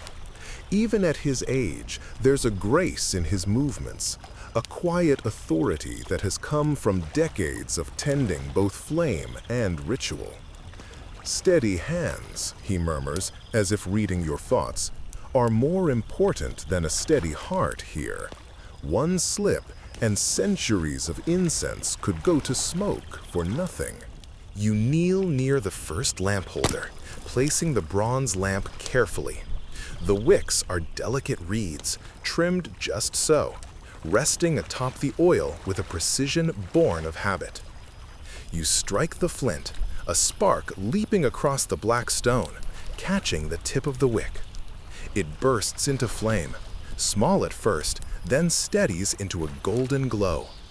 The lamp casts faint, dancing shadows across the carved reliefs of gods and kings, making them seem almost alive. As you move from lamp to lamp, lighting each in turn, the corridor takes on a warm, steady glow. Shadows stretch and shrink, revealing details in the hieroglyphs you've passed 100 times but never truly noticed. The delicate curve of a goddess's hand, the flourish of a cartouche, the quiet rhythm of an offering scene. Historians still argue whether these reliefs were meant to instruct or simply to impress. To you, they are reminders, each image a silent partner in this ritual of light. You pause at one particularly small lamp near the altar. Its flame flickers nervously in the draft from the open door, and you bend close, steadying the wick with your fingers. There's a faint smell of resin as it catches, a comforting scent that evokes both morning incense and the warmth of the midday meal. For a moment, the temple seems to hold its breath, the stone walls silent witnesses to centuries of repeated action. Panifer murmurs the evening invocation, a soft chant barely above a whisper. The words curl through the corridor, brushing over the walls and ceiling, curling around each lit lamp like a ribbon of sound. May the light endure, may the shadows flee, may the Ka be pleased with the glow of life. You join him quietly, repeating the syllables under your breath. The sound is ancient, worn smooth by decades of repetition, yet it carries a weight that is both comforting and grounding. Some lamps are larger, meant for the sanctuary itself, where the statues of the gods will sit in semi-darkness for the night. Others are smaller, marking the path for priests, apprentices, and temple visitors. Each flame is attended with care, trimmed and adjusted so it burns steadily. Too high, and its smoke chokes the air. Too low, and the dark encroaches. Every lamp is a small negotiation between human hands and the eternal rhythm of light and shadow. You notice the young acolytes hovering in the background, waiting for permission to assist. Their hands are eager, their eyes wide. You hand them a small lamp, guiding their fingers to steady the flame. One wobbles, and you correct it gently, whispering, "Steady. Light feeds the soul as well as the eye." They nod solemnly, their faces glowing in the amber light. As the final lamp is lit, you step back and survey the corridor. The stone is bathed in warmth, every relief and carving softened by flickering golden light. Shadows twist gently across the walls, giving the impression of movement where there is none. The temple seems to breathe with you. Inhale, exhale. Each lamp a tiny heartbeat. Historians still argue whether these lamps were primarily practical or symbolic. Certainly, they lit the temple for safety and visibility. But in this quiet moment, the light feels almost sacred in its own right. It is not merely illumination. It is an extension of devotion, a gentle acknowledgement of the day's passing and the continuity of ritual. You pause at the largest lamp near the sanctuary doors, adjusting its wick so it burns evenly. Panifer places a hand on your shoulder, a rare gesture of affection. "A well-lit temple is a well-loved temple," he says softly. You smile, feeling the warmth of the flame not just on your skin, but within your chest. Outside, the Nile reflects the evening sun, rippling gently. You can hear faint voices from the city beyond the temple walls, but inside, there is only calm. The flickering lamps create a private rhythm, a quiet symphony of shadow and light, of fire and stone. You remember the story of a long-dead scribe who once claimed that a single lamp left unattended would dim the joy of the gods. It sounds silly, almost childlike, but in this moment, you understand the metaphor. Attention matters. Care matters.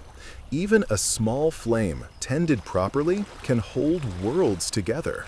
By the time the corridor is fully illuminated, the temple has transformed. The day's work, the feeding, the sweeping, the gardening, the recording, the midday meal, now feels suspended in a serene glow. The shadows no longer threaten. They dance gently, as if celebrating the order and devotion of human hands.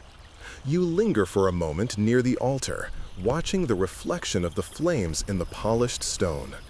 Each lamp seems to hold its own tiny universe, a mirror of the sun, the Nile, and the eternal sky.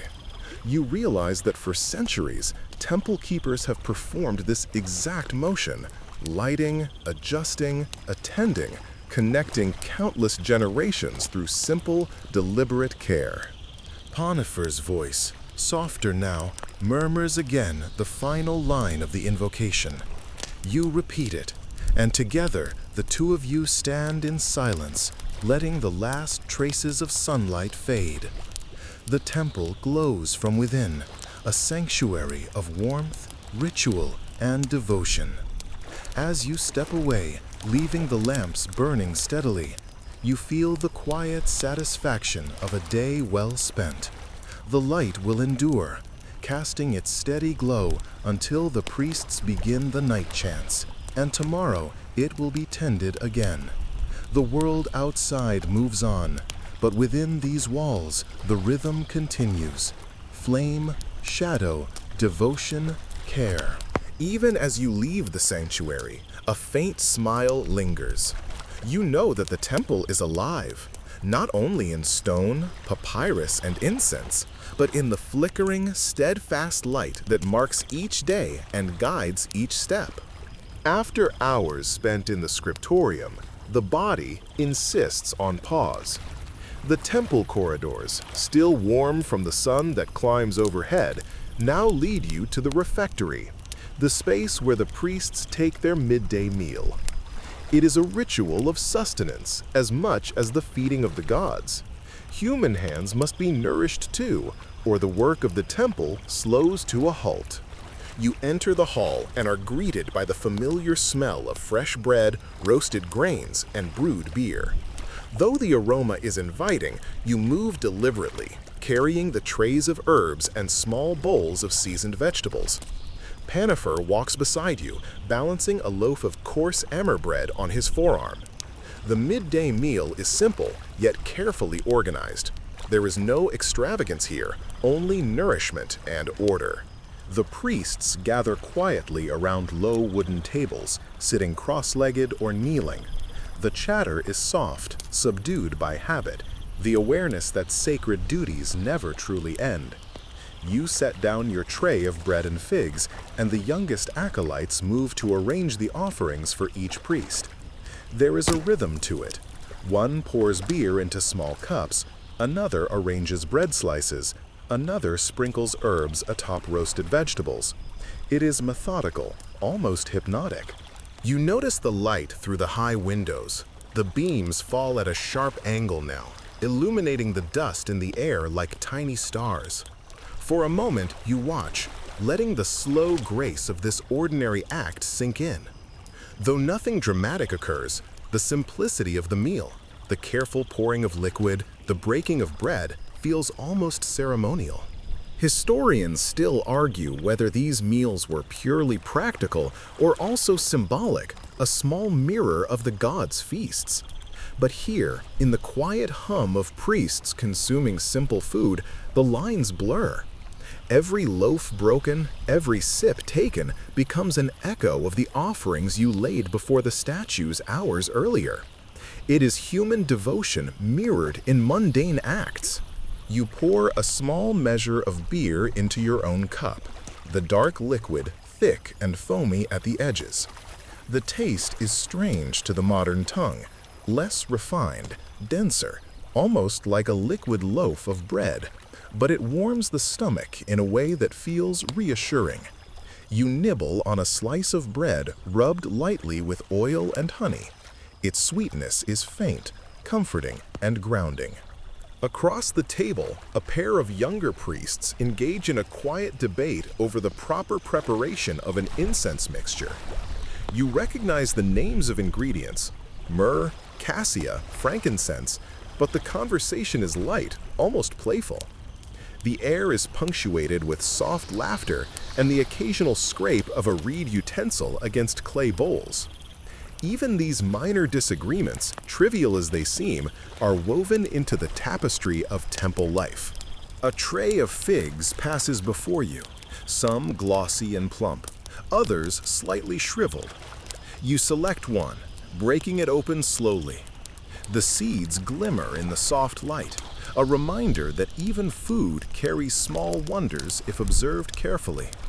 The act of handling it slowly, appreciating its texture and sweetness, feels meditative. You savor it as much with your mind as your tongue, allowing the rhythm of chewing to match the measured pace of the temple day. Panafair leans back against the wall, his eyes half closed. The midday meal, he murmurs, is a quiet kind of worship. Not for the gods, but for ourselves. And perhaps that is the most honest offering of all. You smile at him. Do you think the gods notice? Historians still argue whether they care at all, he replies with a wry grin. But I found it best not to worry. Eat, work, feed the lamps, and sweep the floor.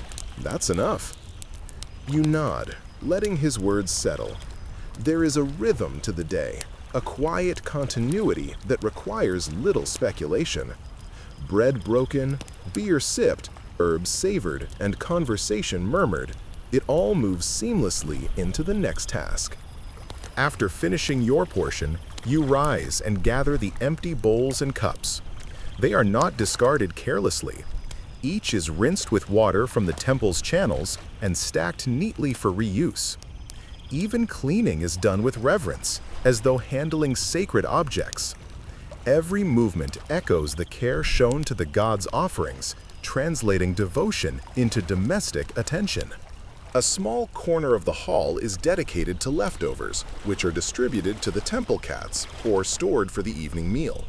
Lady Lotus, the temple cat you've grown accustomed to, pads quietly along the edge of the table, her paws soft against the stone. She receives a small scrap of bread, which she bats delicately before devouring. You pause for a moment, smiling. Even creatures of this world partake in the subtle rhythm of care. You stand near the doorway, observing the priests return to their duties. Some head toward the inner sanctuary to light evening lamps. Others move to the archives with new scrolls, and a few drift toward the gardens for a brief check on irrigation. The midday meal, though simple, seems to mark a pivot in the day, a pause, a breathing space between morning rituals and afternoon labor. The light through the windows now casts long shadows along the hall. The air has grown warmer, carrying a faint mixture of bread, herbs, and incense. You inhale slowly, letting the mingling scents anchor you in the present. Each small act of preparation and consumption becomes part of a broader meditation on balance and attention.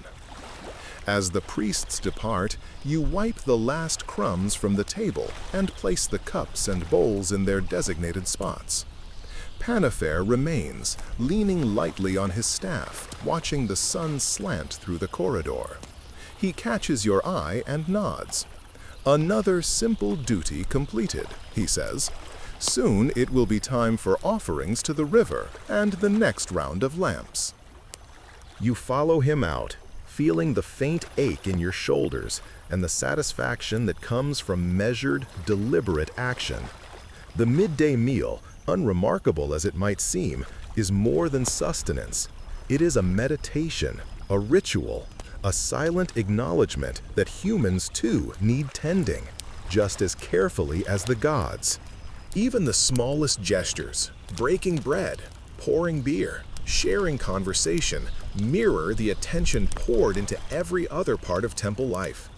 Here, in these quiet moments, you understand the subtle interconnectedness of all duties: feeding gods, sweeping sanctuaries, tending gardens, recording scrolls, and nourishing bodies.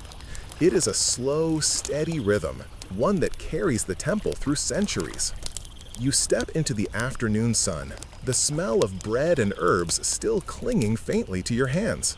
Somewhere in the distance, the sound of water trickling from the irrigation channels in the sacred gardens reminds you that the day moves onward, one small task folding seamlessly into the next. The lamps are lit, the temple bathed in a golden glow, and yet your work is not complete. As evening settles fully, the temple's final ritual of the day calls you: the cleansing with water, a quiet ceremony both practical and symbolic, meant to purify the spaces and the hands that have labored within them. It is subtle, slow, and infinitely satisfying if approached with attention. You move to the small courtyard where shallow stone basins catch the water that flows from the sacred channels. The surface ripples gently in the evening breeze, catching the flickering light of the lamps you just lit. You kneel and dip your hands into the cool liquid, feeling it slide over your fingers, across the backs of your palms. Every sensation is heightened: the faint scent of the Nile, the lingering aroma of incense, the warmth from the stones. Panifair follows, carrying a small jug of water perfumed with crushed herbs. The scent is faint: mint, coriander, and a hint of myrrh, but it seems to purify the air as much as the skin. You watch as he pours gently into the basins, the water creating small ripples that expand and fade. There is a rhythm to it, almost hypnotic, a quiet meditation that has nothing to do with words. The ritual is simple in principle. Water is poured over the hands and feet of the temple attendants, symbolically washing away the day's physical and spiritual dust. Every priest, every scribe, every gardener participates in some form, whether actively or through mindful observation.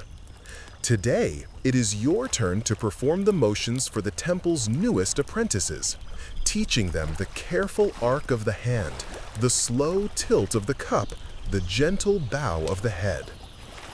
Notice the ripple, Panifair whispers as you demonstrate, tilting the jug just so.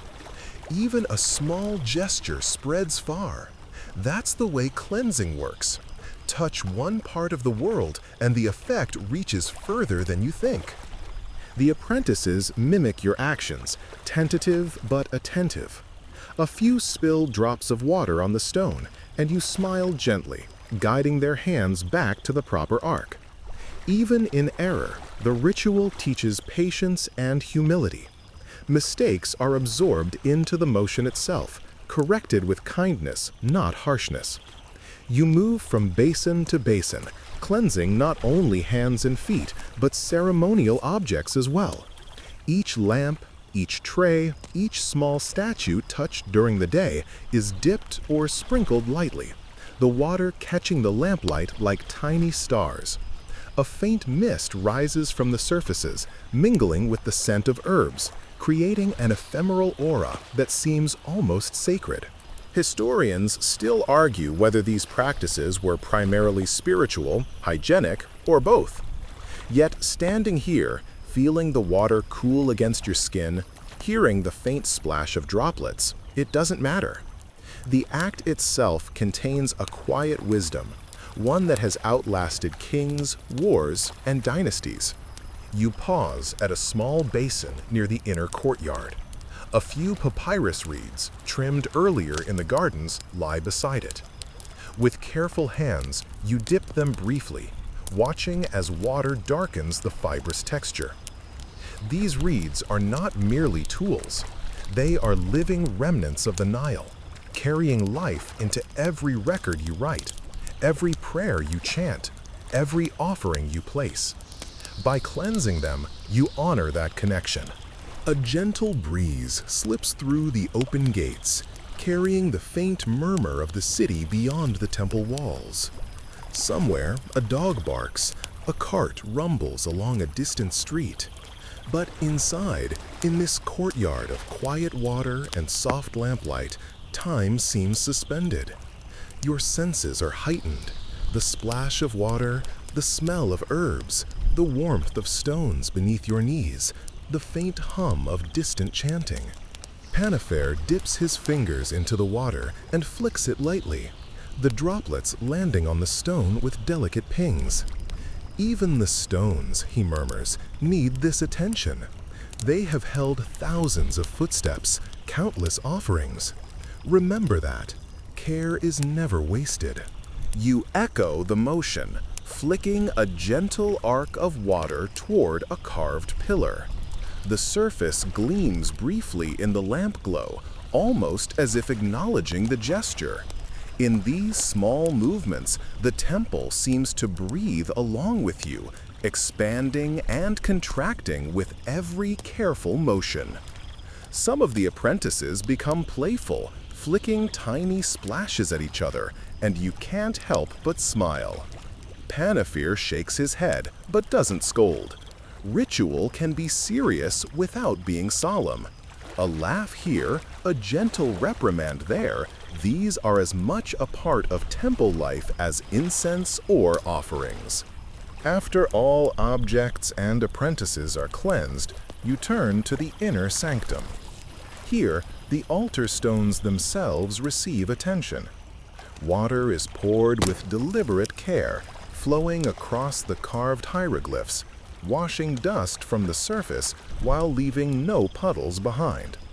Every stroke is a repetition of generations before, each priest performing nearly identical movements, each motion a thread connecting past to present. You pause at the altar, letting your hands hover over the stone. The water has done its work. The surfaces gleam softly in the flickering lamplight. The air smells faintly of herbs, water, and incense smoke, a perfume that seems to signify completion, peace, and readiness. Historians still argue whether water rituals were standardized across temples or varied with local custom. Perhaps the question misses the point. The essence of the practice is continuity, mindfulness, and presence. You feel that now more keenly than ever, standing in the fading light, palms damp, sleeves soaked at the wrists, senses attuned to every small movement. Finally, the water ritual concludes. The basins are emptied or returned to their channels, jugs rinsed and stored, and you wash your own hands and face one last time. The feeling of cool water on tired skin is profoundly calming, a tangible reward for the labor of the day. Panafair rests against the inner wall, breathing slowly. Another day, another cycle complete, he murmurs. The lamps will burn through the night. The water has flowed. The temple rests in peace. You take one last glance at the courtyard. The stone is clean, the basins empty, the lamps casting gentle light, and the shadows stretching like long fingers across the ground. Even the smallest ripple of water seems to linger in the memory of the temple, a subtle signature of care that will endure until morning. And in that quiet moment, you understand that the day's work, from offerings to sweeping, gardening to scribal labor, from feeding to cleansing, is not a series of separate acts, but a single, unbroken meditation. Everything flows, like water in the basins, like oil in the lamps, like life itself in the rhythm of temple devotion. You rise, feeling the stones under your feet, the warmth of lamplight on your face, the lingering coolness of water on your hands. The courtyard seems to exhale, the day settling fully into evening, and the temple, silent now, is ready to sleep until the morning rituals begin anew. As the final traces of evening ritual fade, a different kind of duty takes hold. The temple does not sleep, not entirely. You, along with a few of the more experienced attendants, assume the night watch, patrolling the walls and outer corridors to ensure that the sacred spaces remain undisturbed. It is a quiet vigilance, a measured presence that balances rest with responsibility. The sky above the Nile is deep indigo now, scattered with stars that glimmer faintly against the desert horizon. The crescent moon casts silver light over the temple walls, illuminating the intricate carvings and the steady rhythm of the lamplit corridors within. You pause at the top of the eastern wall, feeling the rough texture of limestone under your palms, and listen to the distant sounds of the city.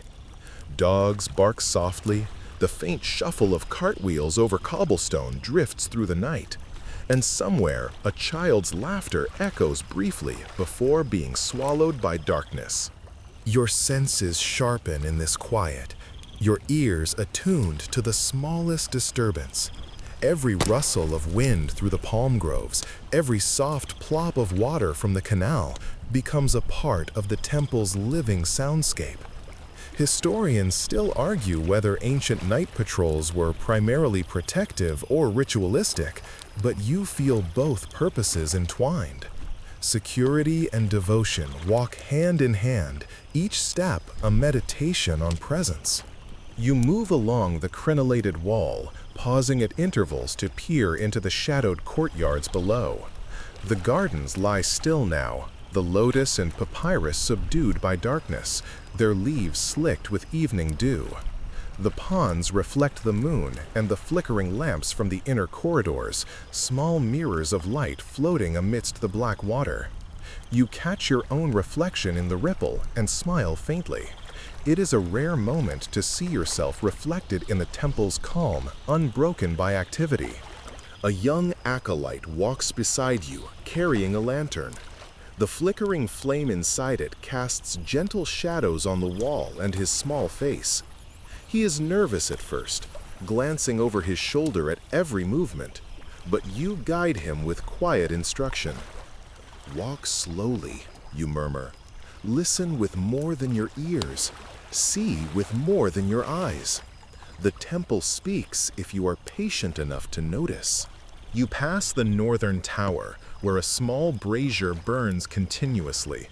Its glow illuminates carved reliefs of falcons and serpents, guardians of the temple, their eyes sharp and eternal. The heat from the brazier warms your fingers briefly as you trace the carvings lightly, a habitual gesture to ensure nothing has shifted, nothing disturbed. The stone feels steady under your touch, a reminder of permanence in contrast to your fleeting human presence. Your attention drifts for a moment to the small legend passed down among temple keepers, that every shadow along the wall is watched by the eyes of Thoth, who counts the deeds of the living with patient diligence. You chuckle softly. Of course, no one expects a literal ibis-headed god perched on the ramparts, but the story shapes your care. Each cautious step, each observant glance honors that tradition, whether divine or symbolic. A faint rustling in the garden below draws your attention. You kneel slightly to observe. It is a cat, sleek and silent, moving along the edge of the water, pausing to lap at the pond before slipping into shadow. Even creatures of the temple participate in this nocturnal rhythm, attending to their needs with a grace that mirrors your own quiet vigilance. You remember the mischievous Lady Lotus from earlier in the day, and you imagine she is prowling somewhere under the lamplit canopy, perhaps hunting moths or simply patrolling her own small domain. You continue along the western wall, feeling the stones cool beneath your palms as you lean briefly to scan the distant horizon. The Nile glitters faintly in the moonlight, and the slow murmur of its current seems almost like a lullaby for the temple. Your footsteps are silent on the worn stone, each one measured, deliberate. There is satisfaction in the predictability of this work, The steady patrol, the rhythmic breathing, the quiet observation. The acolyte beside you whispers a question about the offerings, wondering aloud if the gods notice the small errors, the misplaced petals, or the unevenly lit lamps. You smile. Historians still argue whether perfection matters. You murmur back. I believe the act itself is what counts. Care, attention, intention, they are visible even in shadow. A gentle wind stirs the incense from the inner sanctuary, wafting toward the outer walls. The scent is faint but unmistakable, myrrh and frankincense carrying on the night air. You inhale slowly, letting it ground you. The smell of the temple, mixed with cool stone, moonlit water, and distant vegetation, is unique. It is both ephemeral and enduring, a sensory imprint of countless nights like this one. You pause at the southern gate, scanning the horizon again. The city lights flicker in the distance, tiny stars competing with the firmament above. The wall feels alive under your touch, a boundary not only between temple and city, but between the mundane and the sacred. Every patrol reassures you that order persists, that the space devoted to the gods remains inviolate. For a while, you and the acolyte walk in silence.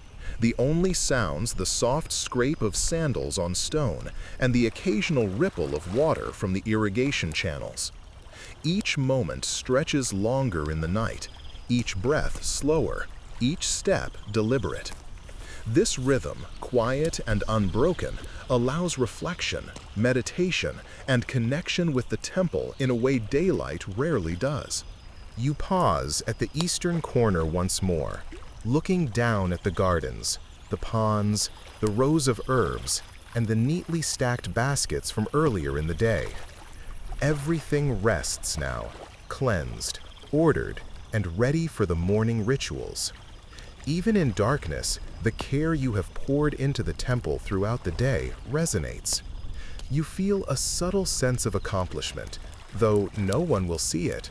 The satisfaction is private, mirrored only in the quiet echo of your footsteps and the faint glow of lamps. Panifer joins you silently, leaning against the wall with his staff. Night work is a kind of meditation, he murmurs. The world moves, the city hums, and yet here, in this stillness, we participate in something timeless. You nod, watching a small owl glide silently across the courtyard, its shadow fleeting on the stone floor. Even creatures unseen by most participate in the rhythm of the temple. You feel a connection not just to the space, but to all who inhabit it, human and animal, past and present, remembered and forgotten. As the patrol concludes, you descend the steps toward the inner courtyard. The lamps glow steadily, the water channels reflect lamplight, and the temple breathes a quiet, measured exhale. You feel the weight of the day lift slightly, replaced by a sense of harmony, a sense that care and attention, however small, matter in the endless unfolding of temple life. Night watch is complete, yet the temple does not sleep. Its stones, gardens, lamps, and scrolls continue to exist, awaiting the new day. And as you take one last look at the quiet spaces you have tended, you feel a gentle satisfaction. Each day, each task, each lamp and basin and careful movement connects you to the invisible threads of devotion, discipline, and ritual that make the temple enduring and alive. The temple now rests in a quiet lull, the last traces of day folding into the gentle darkness of night. Yet your duties are not yet over. The final ritual calls, the preparation of last offerings and the burning of night incense. These acts are subtle and unhurried, a gentle closing of the day's cycle. You trudge along the familiar corridors, the stone walls cool under your hands, your footsteps soft, almost reverent, as if the temple itself could hear them. You carry a small tray of offerings, fresh bread, figs, and a handful of dates carefully wrapped in lotus leaves. The smell of the fruit is faintly sweet, mingling with the warm scent of the lamps still burning nearby. These are not grand offerings like those made in the morning, but intimate, personal gestures meant to honor the gods during the night hours. Each item is chosen with attention, each folded leaf or sliced fruit a note in a quiet symphony of devotion. Panefer follows, holding a bronze censer filled with incense. The mixture is potent: myrrh, frankincense, and a few crushed local herbs. When he swings the censer, a thin trail of fragrant smoke curls upward, twisting and drifting in the lamp-lit corridors. You inhale, savoring the scent. There is something meditative about watching the smoke rise, its movement unpredictable yet graceful, dissipating slowly into the night.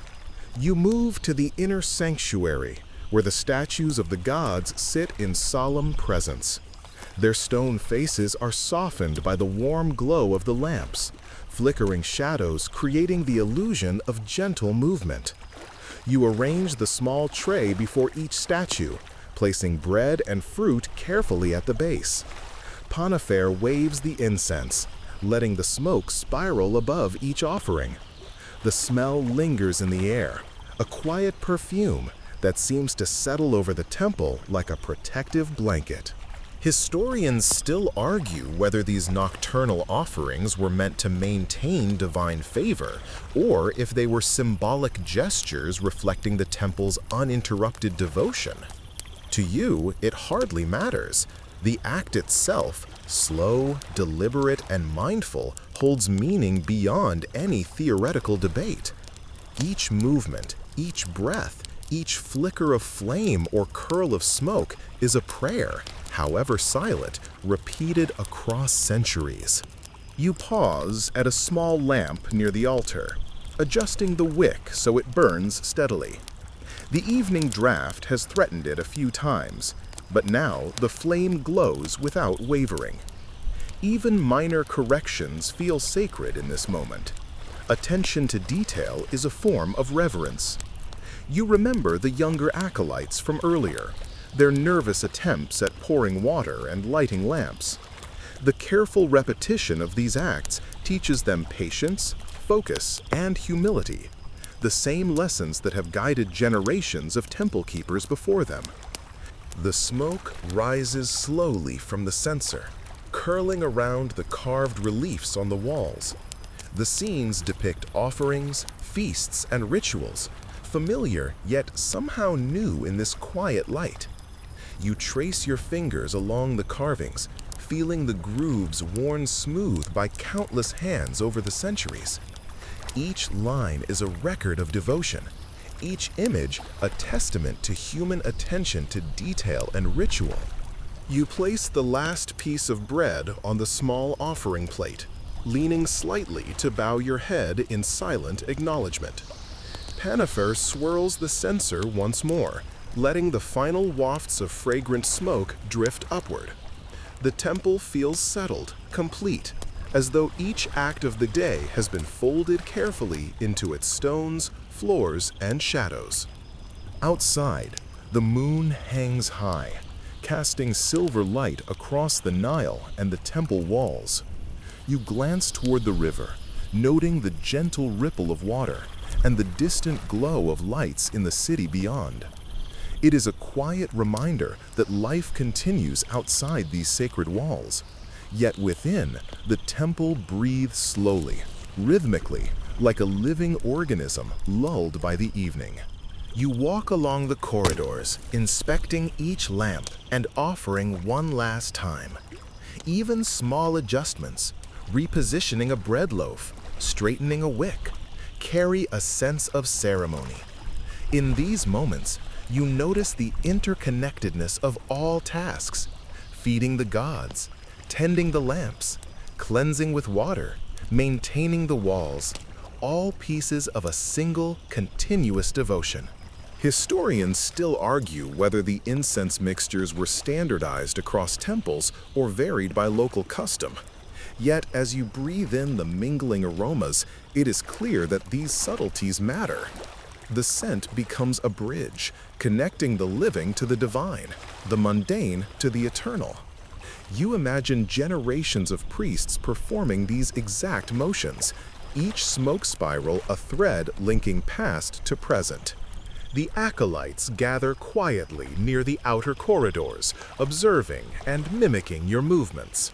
They speak in whispers, careful not to disturb the ritual. You nod approvingly, appreciating their focus.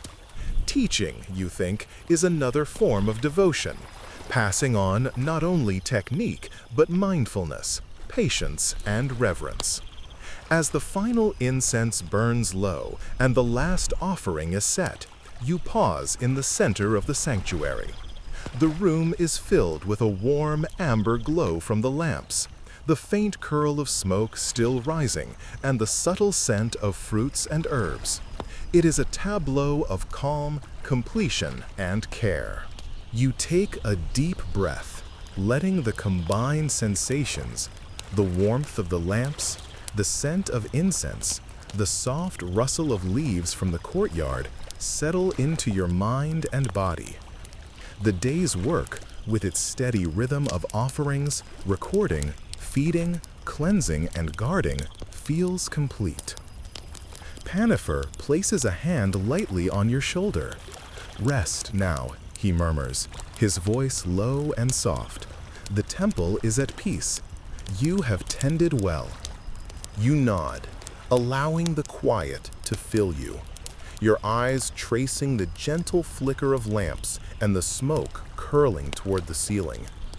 The temple breathes with you, a living presence that holds centuries of care and devotion in its stones, its shadows, and its scent. The night is calm. The lamps burn steadily, the incense fades slowly, and the final offerings remain undisturbed. You feel the quiet satisfaction of work well done, the serene continuity of ritual and attention, and the gentle knowledge that tomorrow this cycle will begin anew. As the final traces of evening ritual fade, a different kind of duty takes hold. The temple does not sleep, not entirely. You, along with a few of the more experienced attendants, assume the night watch, patrolling the walls and outer corridors to ensure that the sacred spaces remain undisturbed. It is a quiet vigilance, a measured presence that balances rest with responsibility. The sky above the Nile is deep indigo now, scattered with stars that glimmer faintly against the desert horizon. The crescent moon casts silver light over the temple walls, illuminating the intricate carvings and the steady rhythm of the lamplit corridors within. You pause at the top of the eastern wall, feeling the rough texture of limestone under your palms, and listen to the distant sounds of the city. Dogs bark softly, the faint shuffle of cartwheels over cobblestone drifts through the night, and somewhere a child's laughter echoes briefly before being swallowed by darkness. Your senses sharpen in this quiet, your ears attuned to the smallest disturbance. Every rustle of wind through the palm groves, every soft plop of water from the canal becomes a part of the temple's living soundscape. Historians still argue whether ancient night patrols were primarily protective or ritualistic, but you feel both purposes entwined. Security and devotion walk hand in hand, each step a meditation on presence. You move along the crenellated wall, pausing at intervals to peer into the shadowed courtyards below. The gardens lie still now, the lotus and papyrus subdued by darkness, their leaves slicked with evening dew. The ponds reflect the moon and the flickering lamps from the inner corridors, small mirrors of light floating amidst the black water. You catch your own reflection in the ripple and smile faintly. It is a rare moment to see yourself reflected in the temple's calm, unbroken by activity. A young acolyte walks beside you, carrying a lantern. The flickering flame inside it casts gentle shadows on the wall and his small face. He is nervous at first, glancing over his shoulder at every movement, but you guide him with quiet instruction. Walk slowly, you murmur. Listen with more than your ears. See with more than your eyes. The temple speaks if you are patient enough to notice. You pass the northern tower, where a small brazier burns continuously. Its glow illuminates carved reliefs of falcons and serpents, guardians of the temple, their eyes sharp and eternal. The heat from the brazier warms your fingers briefly as you trace the carvings lightly, a habitual gesture to ensure nothing has shifted, nothing disturbed. The stone feels steady under your touch, a reminder of permanence in contrast to your fleeting human presence. Your attention drifts for a moment to the small legend passed down among temple keepers, that every shadow along the wall is watched by the eyes of Thoth, who counts the deeds of the living with patient diligence. You chuckle softly. Of course, no one expects a literal ibis-headed god perched on the ramparts, but the story shapes your care. Each cautious step, each observant glance honors that tradition, whether divine or symbolic. A faint rustling in the garden below draws your attention. You kneel slightly to observe. It is a cat, sleek and silent, moving along the edge of the water, pausing to lap at the pond before slipping into shadow. Even creatures of the temple participate in this nocturnal rhythm, attending to their needs with a grace that mirrors your own quiet vigilance. You remember the mischievous Lady Lotus from earlier in the day, and you imagine she is prowling somewhere under the lamp-lit canopy, perhaps hunting moths, or simply patrolling her own small domain. You continue along the western wall, feeling the stones cool beneath your palms as you lean briefly to scan the distant horizon. The Nile glitters faintly in the moonlight, and the slow murmur of its current seems almost like a lullaby for the temple. Your footsteps are silent on the worn stone, each one measured, deliberate. There is satisfaction in the predictability of this work, the steady patrol, the rhythmic breathing, the quiet observation. The acolyte beside you whispers a question about the offerings, wondering aloud if the gods notice the small errors, the misplaced petals, or the unevenly lit lamps. You smile. Historians still argue whether perfection matters, you murmur back. I believe the act itself is what counts. Care, attention, intention, they are visible even in shadow. A gentle wind stirs the incense from the inner sanctuary, wafting toward the outer walls. The scent is faint but unmistakable, myrrh and frankincense carrying on the night air. You inhale slowly, letting it ground you. The smell of the temple, mixed with cool stone, moonlit water, and distant vegetation, is unique. It is both ephemeral and enduring, a sensory imprint of countless nights like this one. You pause at the southern gate, scanning the horizon again. The city lights flicker in the distance, tiny stars competing with the firmament above. The wall feels alive under your touch, a boundary not only between temple and city, but between the mundane and the sacred. Every patrol reassures you that order persists, that the space devoted to the gods remains inviolate. For a while, you and the acolyte walk in silence, the only sounds the soft scrape of sandals on stone and the occasional ripple of water from the irrigation channels. Each moment stretches longer in the night, each breath slower, each step deliberate. This rhythm, quiet and unbroken, allows reflection, meditation, and connection with the temple in a way daylight rarely does.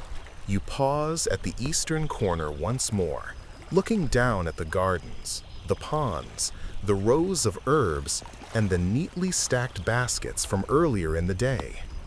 everything rests now, cleansed, ordered, and ready for the morning rituals. Even in darkness, the care you have poured into the temple throughout the day resonates. You feel a subtle sense of accomplishment, though no one will see it. The satisfaction is private, mirrored only in the quiet echo of your footsteps and the faint glow of lamps. Panifair joins you silently, leaning against the wall with his staff. "Night work is a kind of meditation," he murmurs. "The world moves, the city hums, and yet here, in this stillness, we participate in something timeless." You nod, watching a small owl glide silently across the courtyard, its shadow fleeting on the stone floor. Even creatures unseen by most participate in the rhythm of the temple. You feel a connection not just to the space, but to all who inhabit it, human and animal, past and present, remembered and forgotten. As the patrol concludes, you descend the steps toward the inner courtyard. The lamps glow steadily, the water channels reflect lamplight, and the temple breathes a quiet, measured exhale.